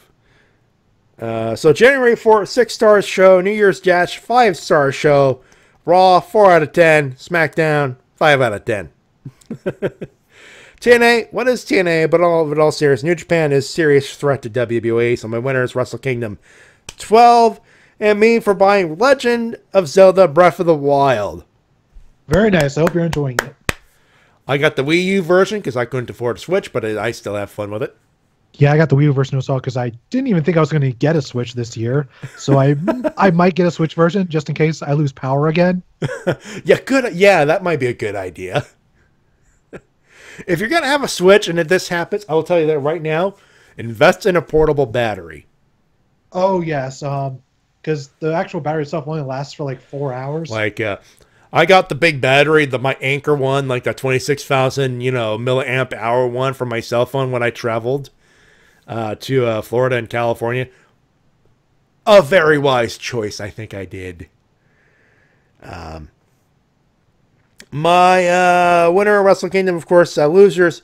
You can handle Mike Gilligan or Adam, but those guys did not piss off the internet like like Logan Paul, get a D-cell, a water bottle, a 9mm, and call me in the morning. I think Logan Paul is loser this week. I think it's trying to say. Happy New Year. Hashtag FTN. Rest in peace, Mountain Fuji. We need to talk.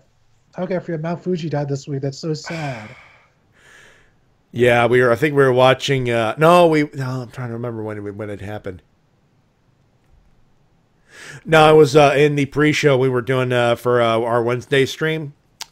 I was reading up. I was catching up on the news, and there it was. Hey, I'm glad I brought it up now. Next up, T-Dub, it's our good buddy. Franchise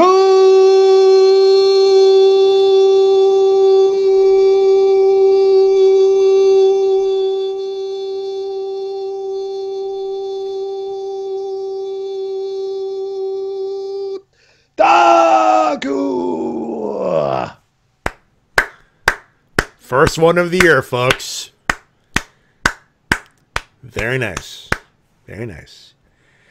Hello, Wrestle-Casters. First of all, Happy New Year 2018 to all of you, and hope the best of you whether it's professionally or expanded a podcast. I'm not going to cover anything in wrestling since, let's face it, Wrestle Kingdom 12 wins everything, and I haven't seen the main event between Okada and Naito, but wow. Jericho versus Omega, need to change my truck of pants. Glorious match. All right. I don't know. For some reason, my Skype decided I haven't read I've seen the GIF yet. It's weird. But instead, let me give you my best and worst in 2018. They fucked up on Jinder Mahal's run as WBA champion. When Swagskate can't make you look good, there's a problem. They scored big on the Mae Young Classic in the UK title tournaments. Promo of the year, best Bryan and Styles promo on Brock for Survivor Series. Worst Bailey, This Is Your Life. This makes me want you to go Marty Skrull on everyone involved.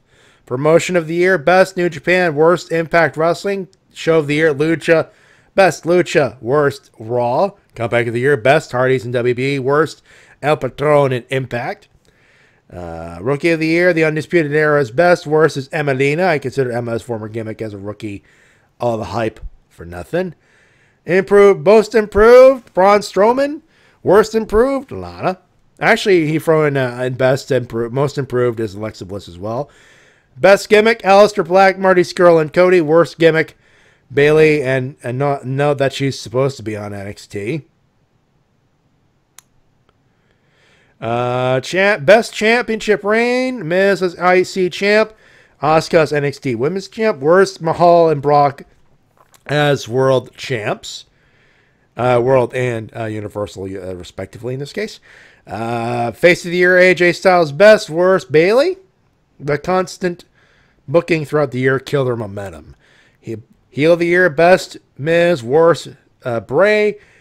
Pay-per-view, best, Wrestle Kingdom 11 at Última Lucha 3. Worst, Battleground and Bound for Glory 2017. Oof. I know it was bad. One worst of worst list bad. But hey, you know. There was a few decent matches in there. There was a couple of decent matches in there. Crowd was in there too. Feud of the year, best, Aleister Black versus Velveteen Dream. That good choice. Good choice. Oh, yeah. Worst feud, yeah. You know, nothing wrong. Nothing wrong with a great payoff too. Worst, Bailey versus Alexa Bliss. Match of the year, Okada, Omega, Wrestle Kingdom 11. Prince Puma and Johnny Mundo and Pentagon Dark and Ultima Lucha 3. Worst match, Bailey, Alexa Bliss, Extreme Rules, and Undertaker Roman at WrestleMania 33. Ouch. Tag Team of the Year, best Young Bucks. Worst, the Colognes. They still got a job. Non-Wrestler of the Year, best American Dad, Daniel Bryan. Worst, Stephanie McMahon. Female wrestler, best Asuka. Who else? Worst, sexy star. Sorry, woman, but the kind of cunty to nearly break the arm of Courtney Rush. They are Rosemary, by the way, just so you know. And yes, I'm keeping kayfabe on the character. Wrestler of the Year, male, best, AJ Styles. Worst, Bray, sadly badly booked and was treated like chump after WrestleMania 33. That's it for tonight. Have a great weekend and see you soon. Also, go play some Cuphead. When you got some money and spend on a game. If I had an Xbox One, I would. We both would, but we don't trust the X-Bone. Just saying. If I had money, I wouldn't be asking my friend for a temporary loan on something. That's true. Unfortunately, let's just say we'll leave it at yeah. Let's just say Wheels asked a friend to go put down a little bit of money for some P Bandai pre-orders. Oh, okay. it's that CSM belt, isn't it? Nah. Wheels isn't nuts to play for that glorious piece. Nah. Wheels just wants his Ultraman memorabilia. Aha. That's it for French Otaku, though. Let me just do this setup because he always likes me to do this setup. Anyway, stop for our good buddy Fireball. Camera shows Rip looking for the fat boy. Rip, fat boy, where the hell are you? Fat boy!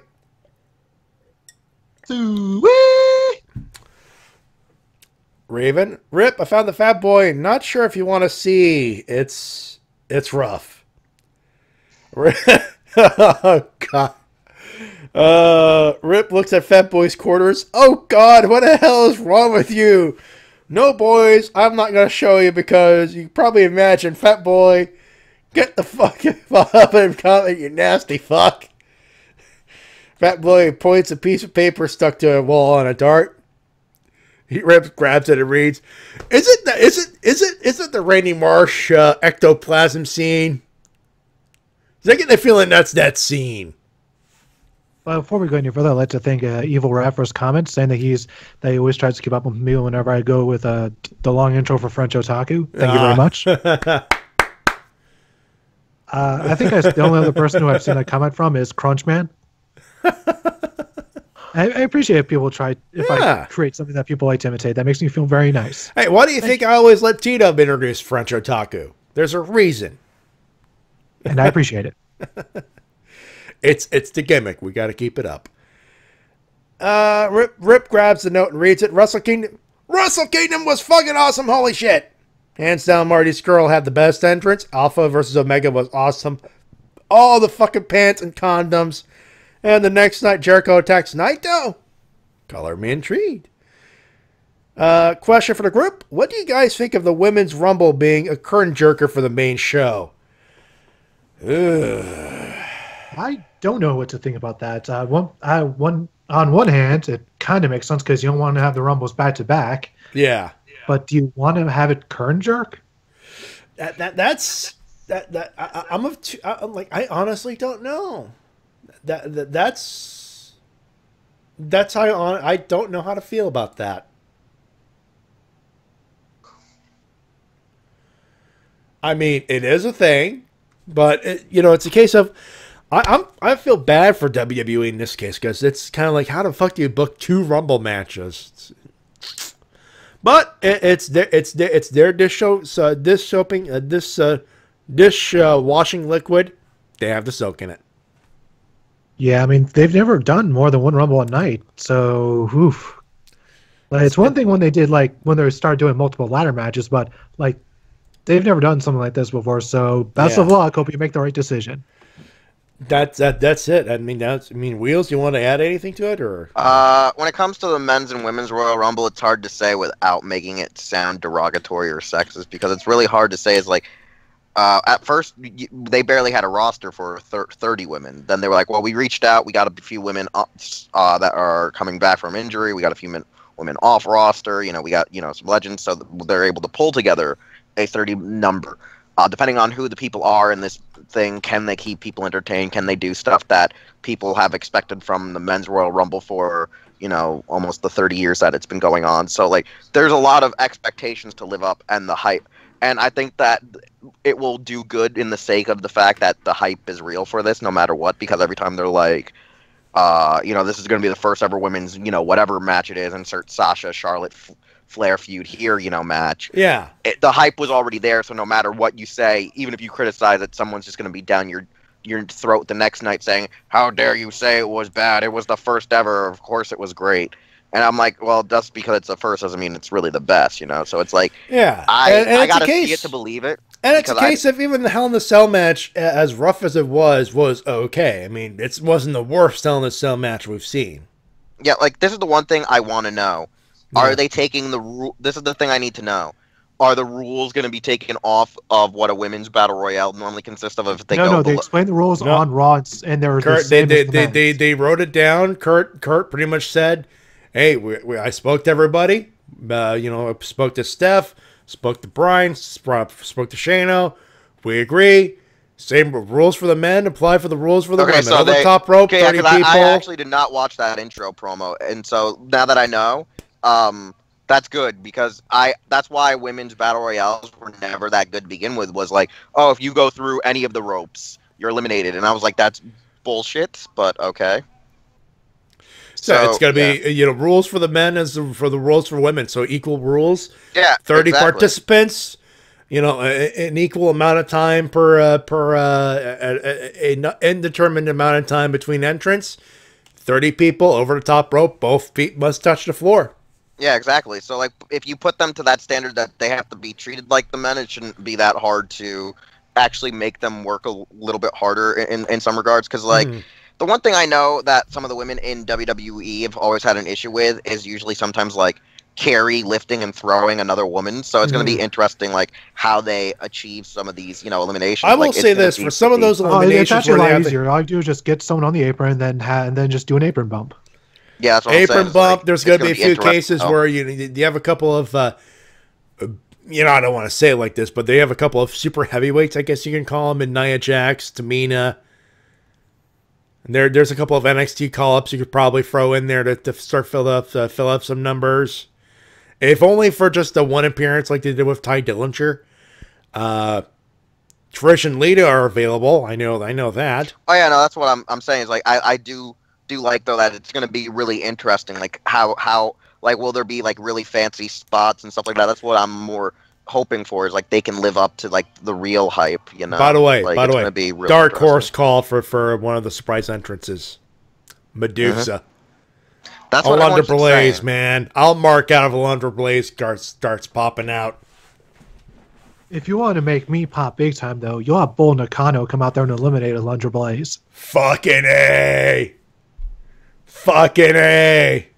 No, what would make me pop is like Bull Nakano in the match, and they somehow for one night only get Awesome Kong back. Ooh. And like just her, Bull, and Nia in the ring together. And then they just wreck everybody. Do it. Let's do that. I would super mark. I would mark out to see Karma back. I will tell you that much. It would be cool. It would be cool.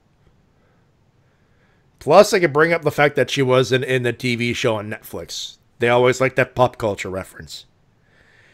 Yeah, Michael Cole will pretty much plug that for the next 30 minutes. Actually, I want one thing to happen, and this is going to sound really stupid, but I want someone to do a crazy stupid. I know this is going to sound really bad, but I want Bailey to get eliminated like Macho Man did that one time. Oh Jesus! Where he goes after a noob because he's pissed off. Yeah.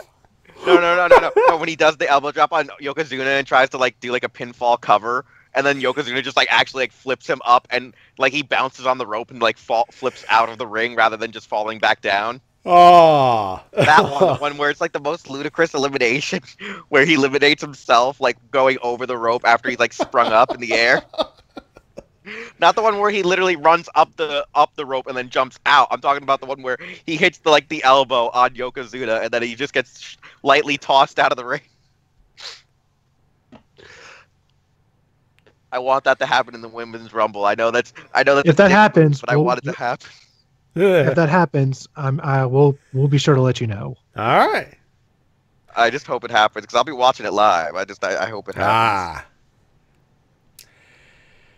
Yeah, well, there you go. Winners and losers for Hairball. Winner? You got a good question out of us there, Hairball. Very nice. Winners for Hairball, Marty Skrull, because duh or hello. Or you know, the wings. Gotta be the wings. Alpha versus Omega, early match of the year candidate. Loser, I had something with this, but, well, fuck it. One James E. Cornette and some other asshole douchebag hole, who I won't name. There's not a big Dave enough for that shit stain. That being said, Rip! What, fat boy? Fat boy who walks in staggering. Did we deliver ass back to Dr. Cube? Rip goes, yeah, we did. Why? Fat boy goes, good. Tranquilo.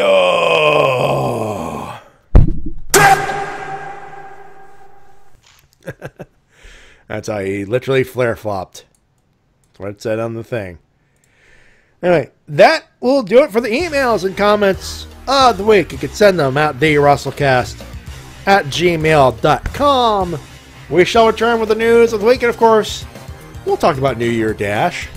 We may as well. Oh, LPH, we need some AJ Lee. Ooh. Never gonna happen. I mean, considering who she is married to, that's a tough ask. Not only that, but AJ hates Stephanie. Yeah.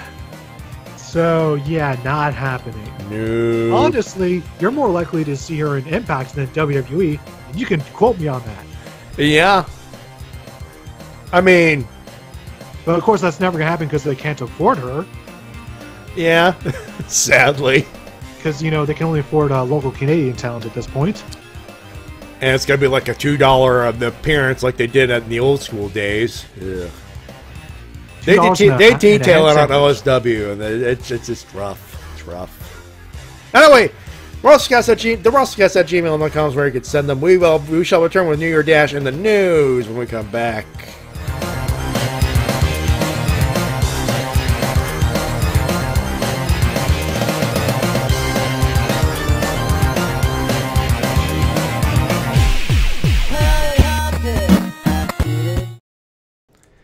First show of the year, I did it again. God damn it.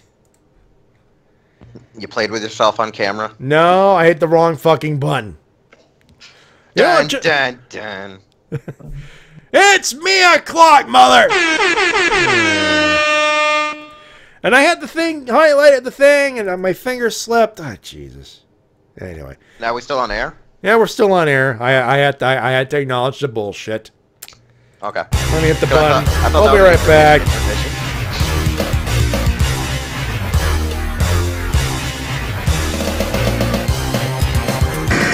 And now a word from our sponsors. The road to being a legend is a path of pain, of power and strength, of courage and determination, of desire and destiny.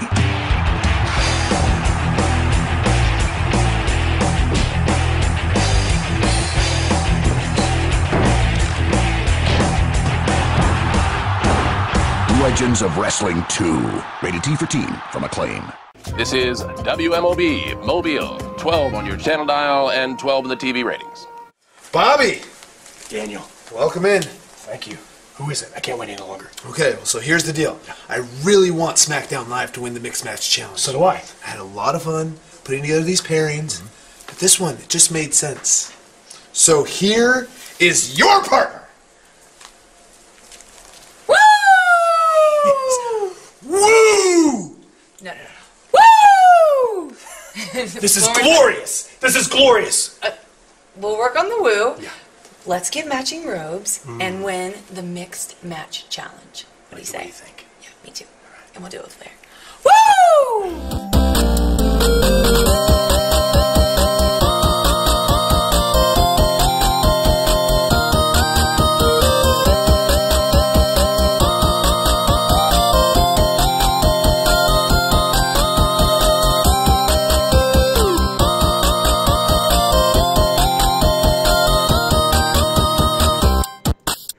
Oh my god, yeah, I just realized I could have played the Fire Pro ad. The Fire Pro ad! I'll need to find it. That is on my list. I'll find it. We'll need to find it.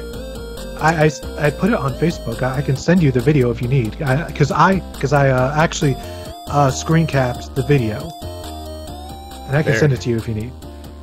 All right, we'll find it. We'll use it for next week. All right, would have been more appropriate to use it this week, but you know.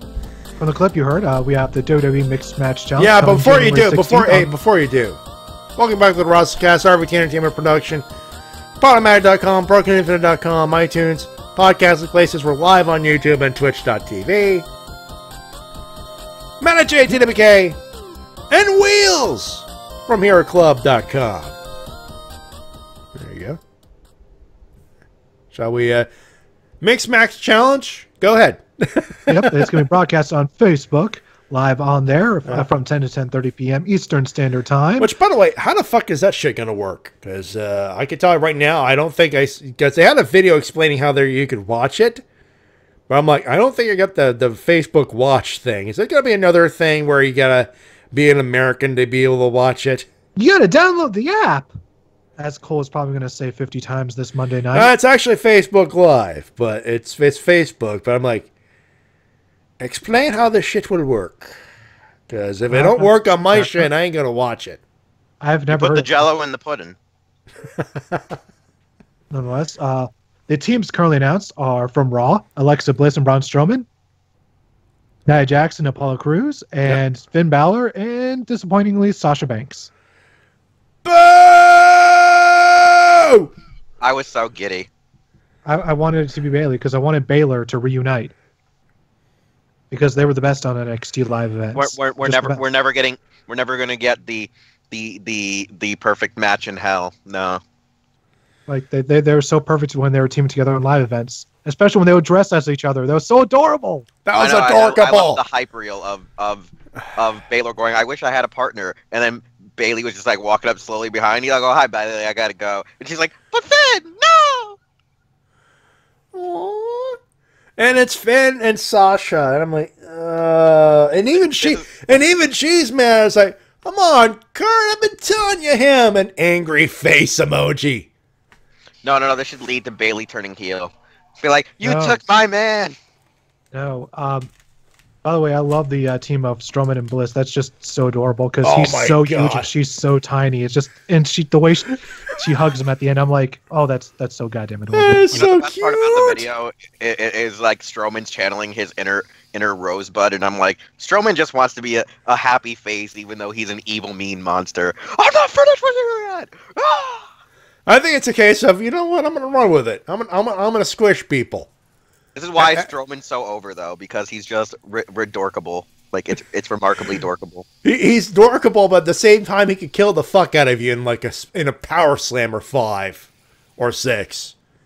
All I know is tonight my friend saw I'm not finished with you, and then he like kicks the shit out of Roman and flips the ambulance. He was like, "This is my new spirit animal."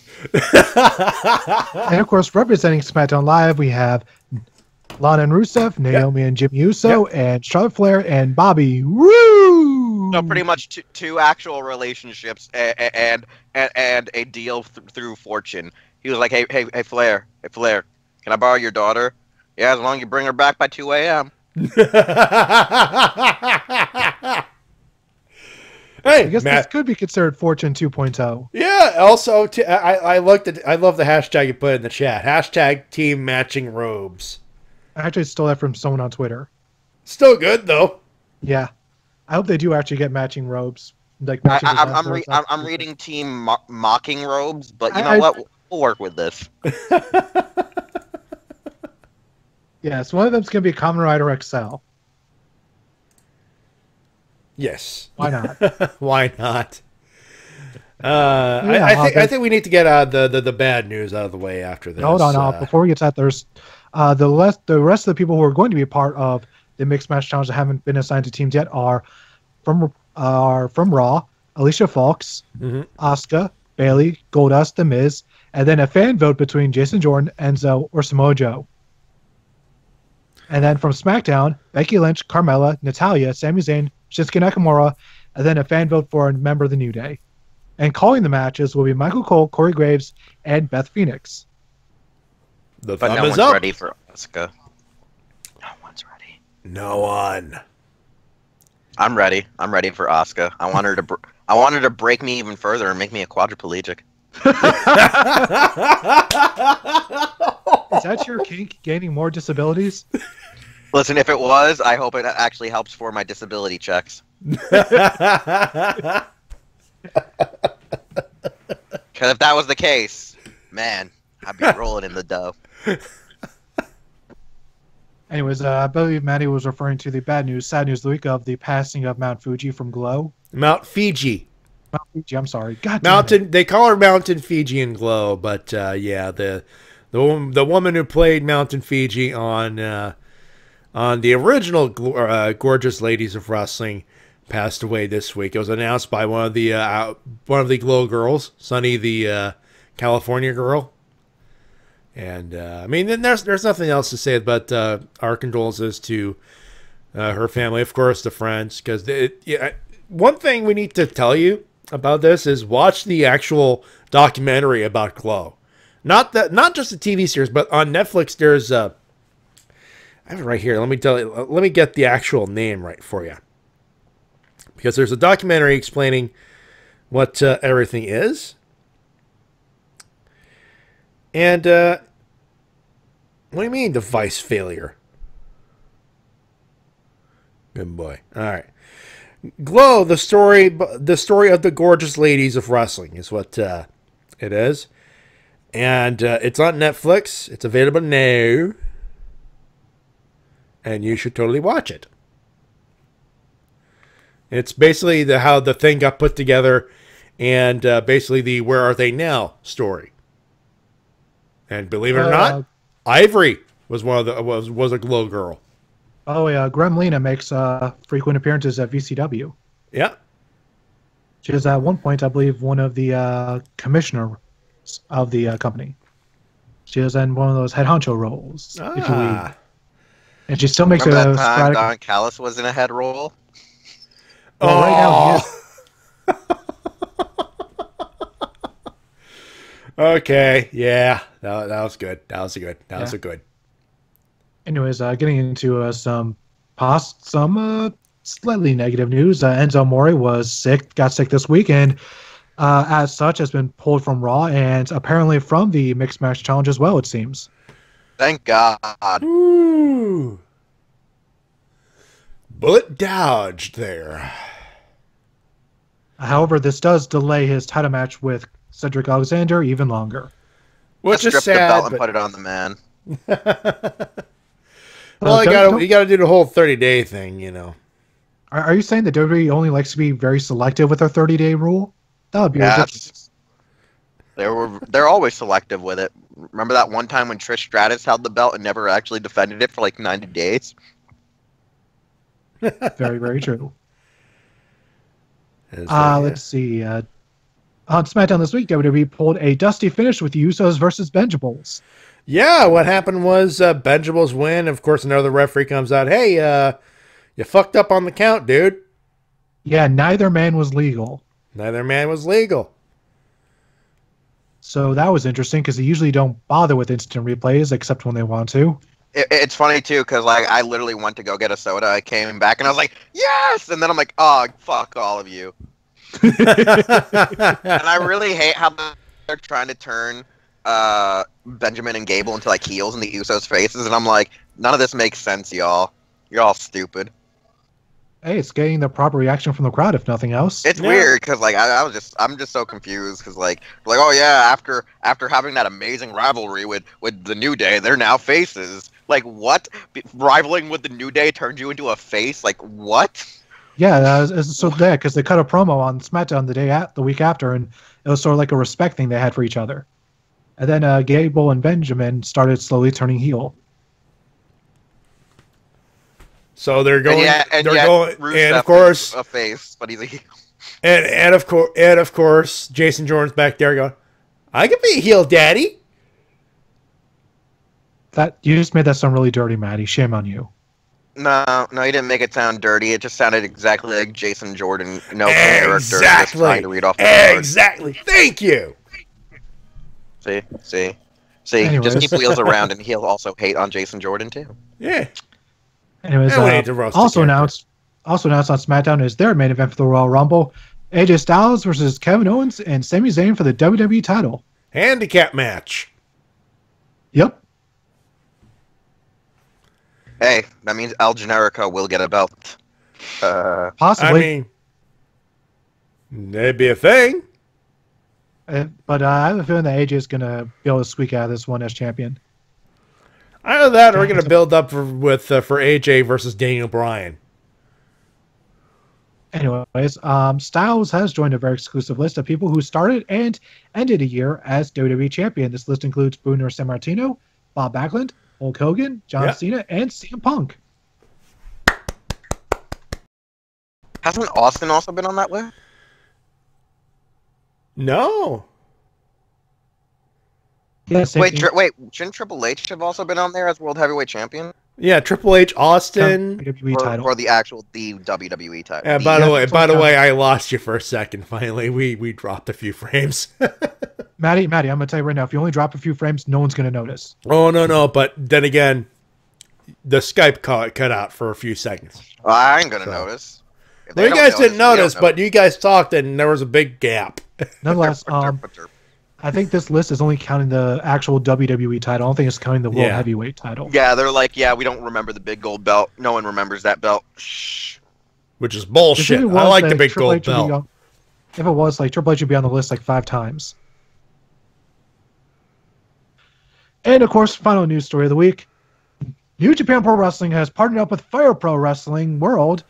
Give them their license, so you're getting a New Japan license with the video game and a story mode, going from a young lion to IWGP Heavyweight Champion. So the thumb is way fucking up on that. And I'm hoping the roster includes some of their ROH partner guys. So you get also the Young Bucks and Marty Scurll. Oh yeah.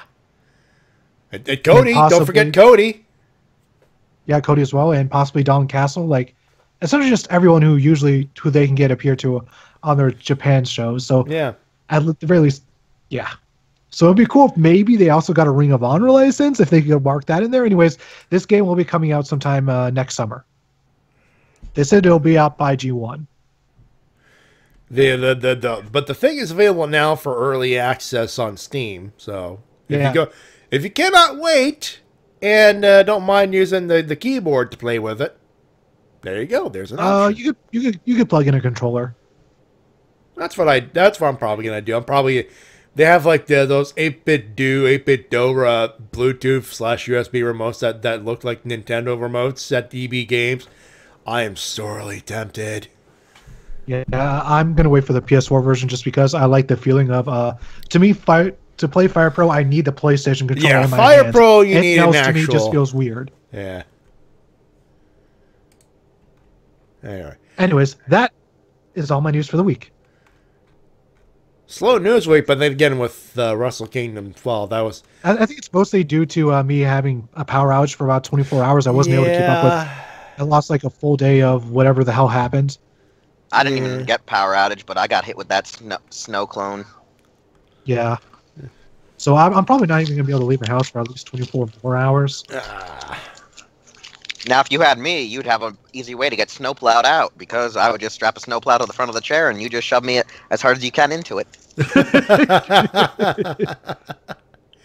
And if you fall down, only half your body feels it. All right, so for those wondering, I only have the scheduled matches for New Year's Dash. I don't have the actual results, so match listing is as follows. They had... Manabu Nakanishi, Yuji Nagata, Satoshi Kojima, Hiroshi Tenzan, they're taking on Red Narita, Tetsuhiro Yagi, Shota Umino, and Tobuyuki Oka. They're facing a bunch of young boys, essentially. The Suzuki-gun unit of Taka, Desperado, Taichi, Kanemaru, and Izuka, they're taking on Hirai Kawato, Tiger Mask, Jushin Thunder Liger, Henare, and Togi Makabe. There's a single match between Jay White and Katsuya Kitamura. It'll be a 20-minute lap cheeseburger show and yo. Ooh, well, I like the idea of that. Cheeseburger and Roppongi 3K. They're taking on the Elite Elite. Elite. Matt, Nick, and Kenny. Why am I actually looking forward to go and watching this match? Oh, they haven't posted the results. I'm like, thank you. Also, It's because you're expecting the Young Bucks to super kick Cheeseburger, isn't it? No, I'm expecting. I'm expecting V triggers. No. I'm expecting Show and Yo to get all the super kicks. Cheeseburger will just stand there, just going, I'll just eat one super kick and get out of the way. No, it's just funny because I'm just sitting here I'm like, I want a V trigger. V trigger him. V trigger. Yeah, I wouldn't be surprised if he'd want to say, I'll eat a one-wing angel. Yeah, I'll say this right now. If I was in a wheelchair, everyone would be getting V triggers. Like the RKO. V trigger. Well, there are those sort of like scientists working on like those like sort of prosthetics you put on paralyzed limbs to make you actually move. Listen, I want full auto mail. I want full auto mail, damn it. I don't want braces. I want full auto mail. Trust me, there's going to be a day within the next 20 years where they're going to actually develop the technology to give you full control of your legs. And then I will become a Kamen Rider. I will become a Kaizo Ningen. I think this is where Kenny wins, and then he calls out Jay White, and Jay White gets a Bizkliss shirt he wears, and then fuck your shit, I'm out. Does the Blade Runner move, and then goes, I'm going after your belt, bitch. I think this is where this happens. Match number 5, another 10-man. Leo Tonga, Marty Skrull, Chase Owens, Yujiro Takahashi, and Cody. They're taking on Taguchi, Kushida, Finlay, Juice, and Kota Ibushi. Let's see. Finlay's a good worker. Ooh, we got a rematch, folks. We got a rematch. Never open weight 6-man. Beretta, Yano, and Ishii, they defend against Loa, Tama, and Bad Luck Fale. They got another one with the rest of Suzuki-gun, Davey Boy, Lance Archer, Zack Sabre Jr., Minoru Suzuki. They're taking on Handsome Reiro, Michael Fuck You Elgin, and Hiroshi Tanahashi. I think this is where Minoru goes after the belt. Spoiler alert, I think he might eat a pin. That's just me. And the main event, it's pretty much LIJ. Los Ingobernables de Japón, the entire unit. Hiromu, Bushi, Sonata, Evil, and Naito. They're taking on the Rust of Chaos, Gedo, Ospreay, Yoshihashi, Hiroki Goto, and Kazuchika Okada. So that'll be a thing. That will be a thing. Because when it comes crashing down and it hurts inside. The gift that Jericho keeps giving. Give it in, man. I just love that meme. The face you make when the gift of Jericho just keeps coming. Oh. Yeah, it's on my Facebook wall when you get a chance, Matty. Just So look at it. So at the very least, it does not look like Jericho will be back for Mania. I mean, the fact that Jericho is going after Naito. I mean,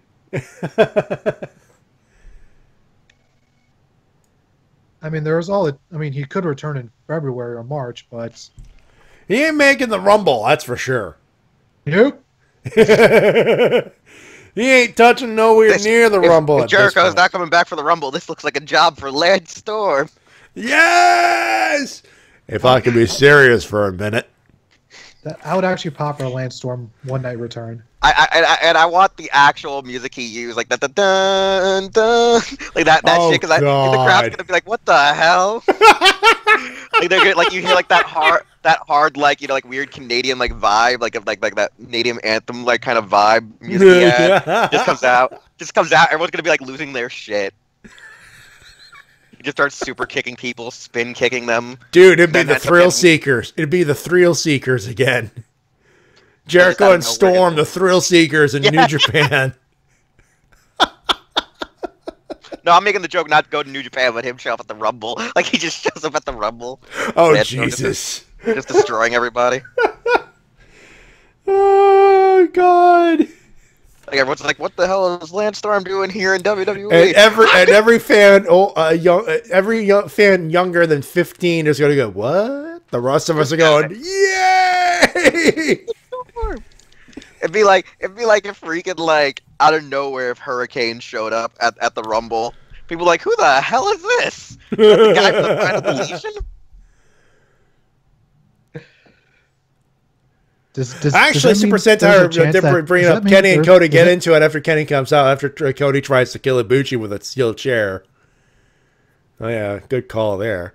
By the way, does this mean that Senior Benjamin could be in the Rumble?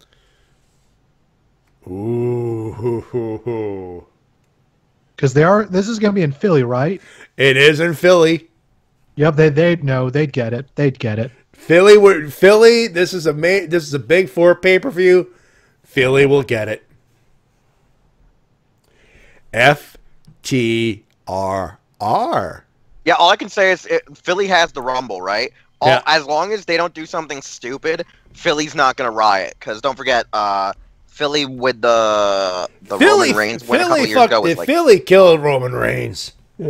Philly was so bad, they made it hard for me to even enjoy that Royal Rumble. Like, I thought it was an alright Royal Rumble, but they were just like, fuck you, Reigns, fuck you, everyone, blah, blah, blah. I'm like, can I just enjoy this for a moment? Well, the Rumble that Reigns won wasn't exactly well booked. It wasn't that well booked, but I still thought it was decent, you know what I'm saying? It was like... So, what you're saying is that you're calling bullshit on Philly that year. Oh yeah, like Philly was very like just losing their fucking shit. Like they were going too smarkish. They were just going too smarkish. No, like thank you.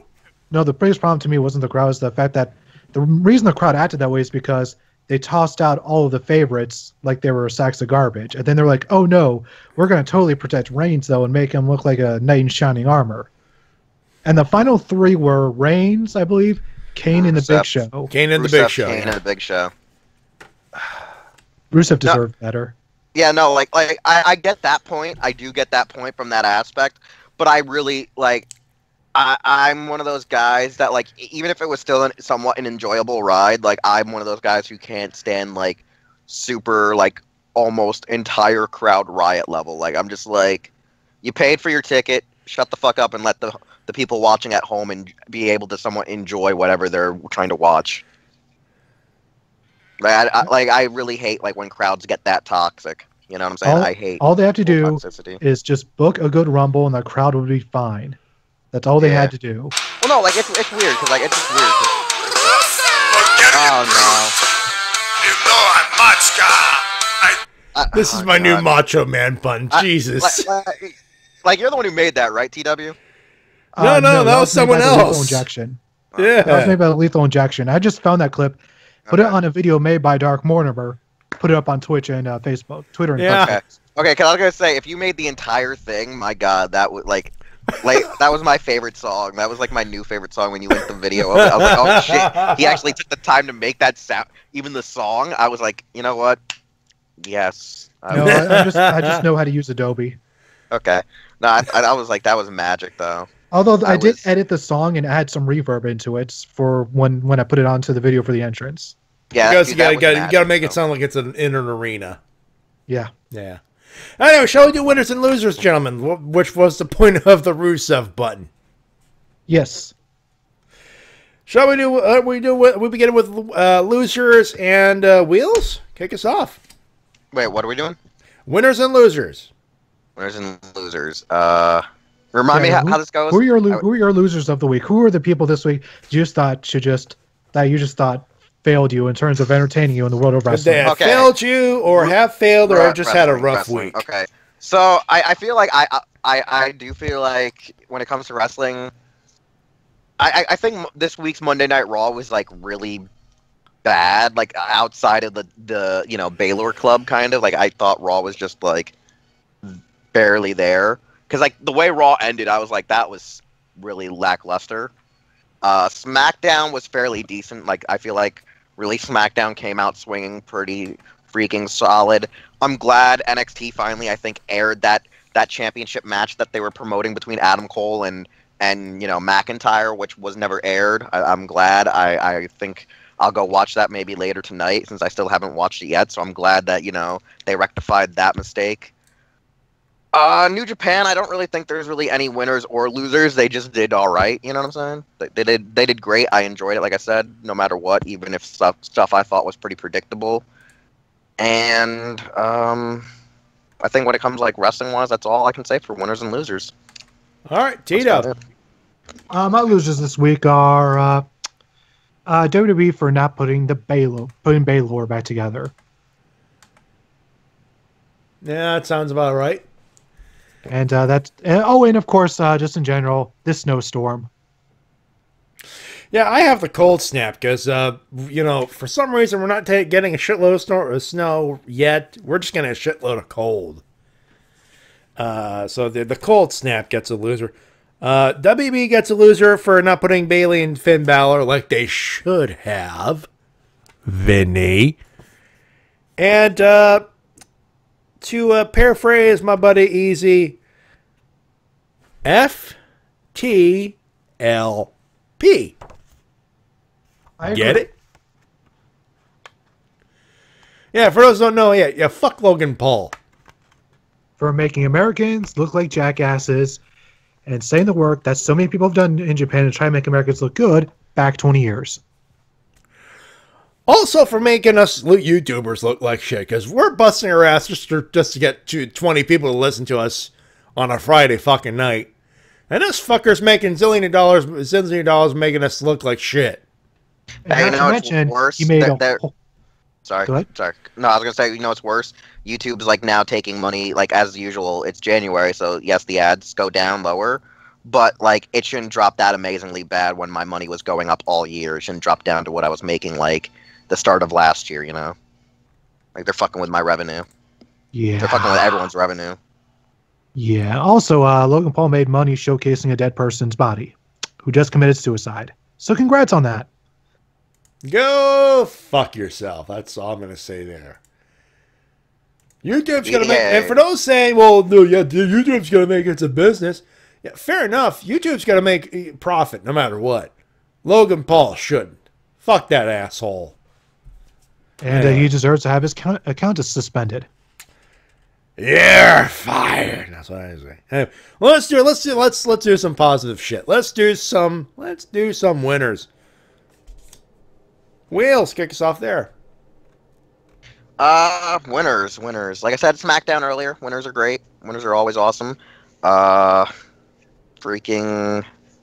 I'd say a lot of the cool stuff when it comes to Transformers. If you're a Transformers collector, they've announced a lot of add-on kits for a lot of these upcoming, Power of the Primes figures. They announced other add-ons to other, figures made throughout the years, whether it be the movie figures for the last night, whether it be Combiner Wars, whether it be, Titan's Return. I'm really loving that because I'm a huge collector of Transformers. I'm a huge collector of Tokusatsu stuff, whether it be Ultraman or Kamen Rider figure arts. So knowing that we have a lot of real cool options of different varieties of characters, add-ons, and somewhat, I'm just excited. When it comes to wrestling though, the best winners though is the fact that we still had that amazing Kenny Omega match, and that's about it really. I think. T-Dub?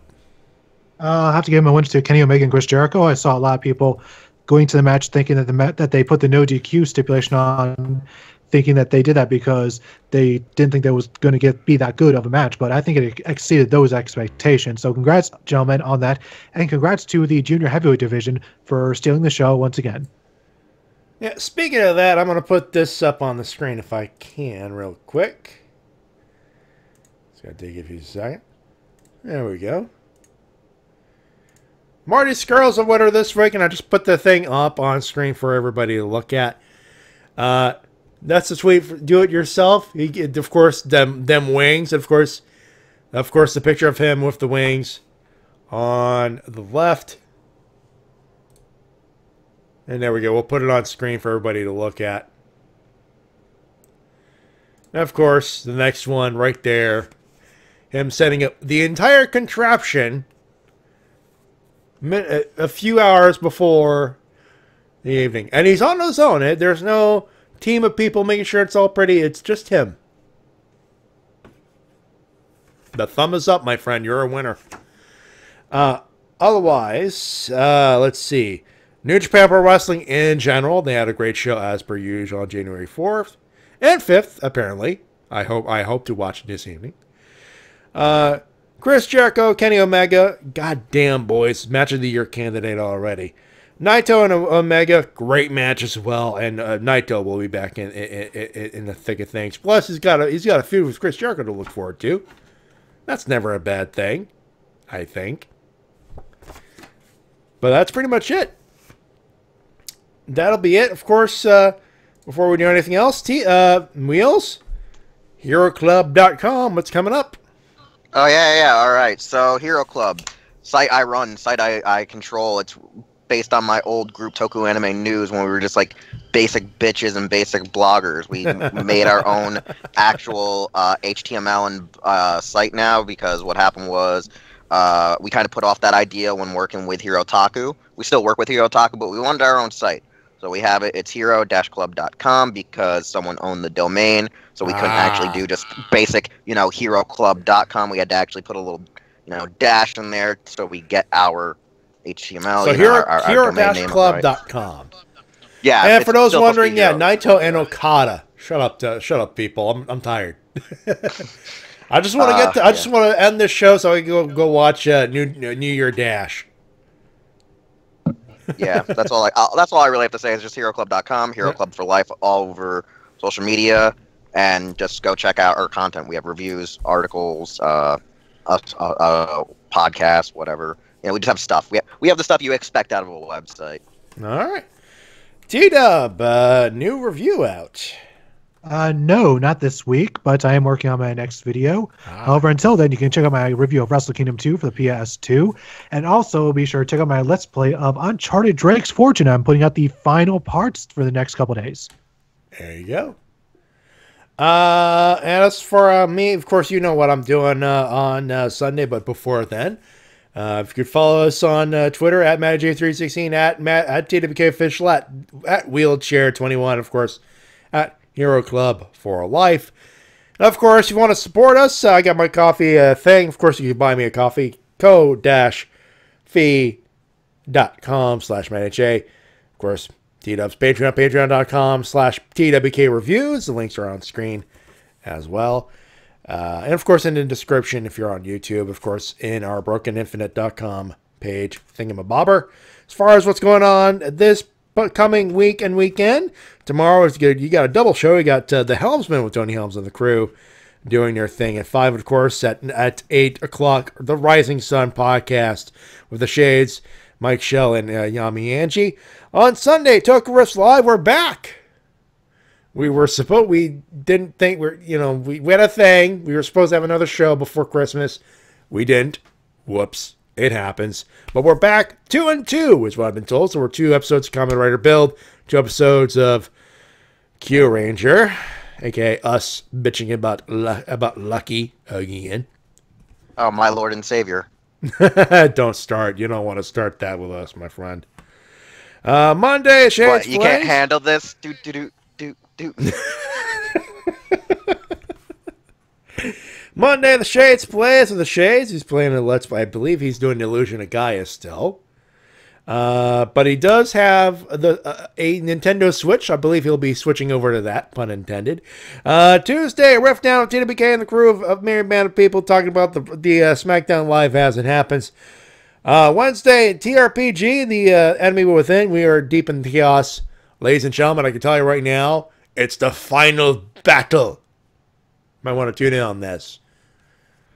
And of course, Thursday, it's the return of the Ranger recap. I've been told we are returning.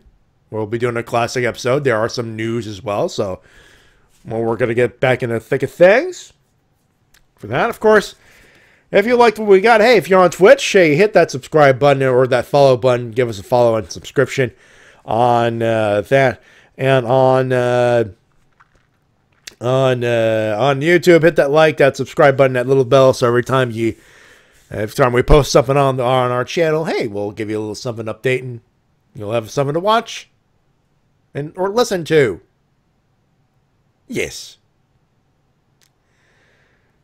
But that'll do it for us this evening. We thank you very much for tuning in this evening.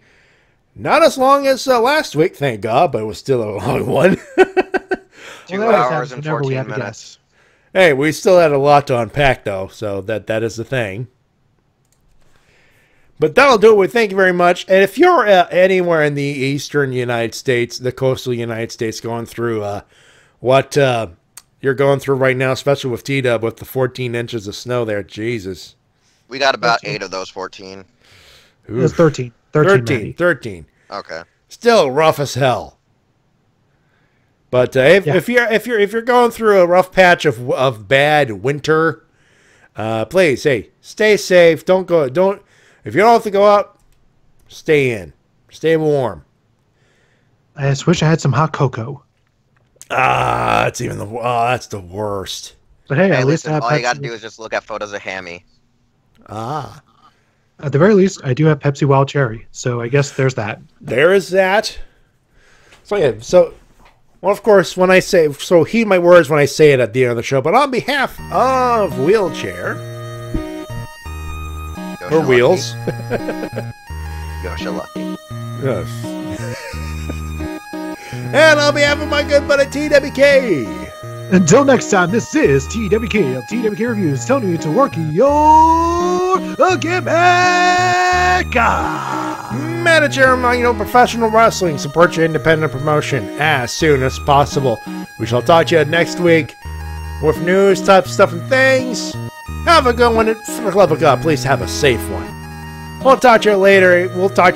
Bye. Bye.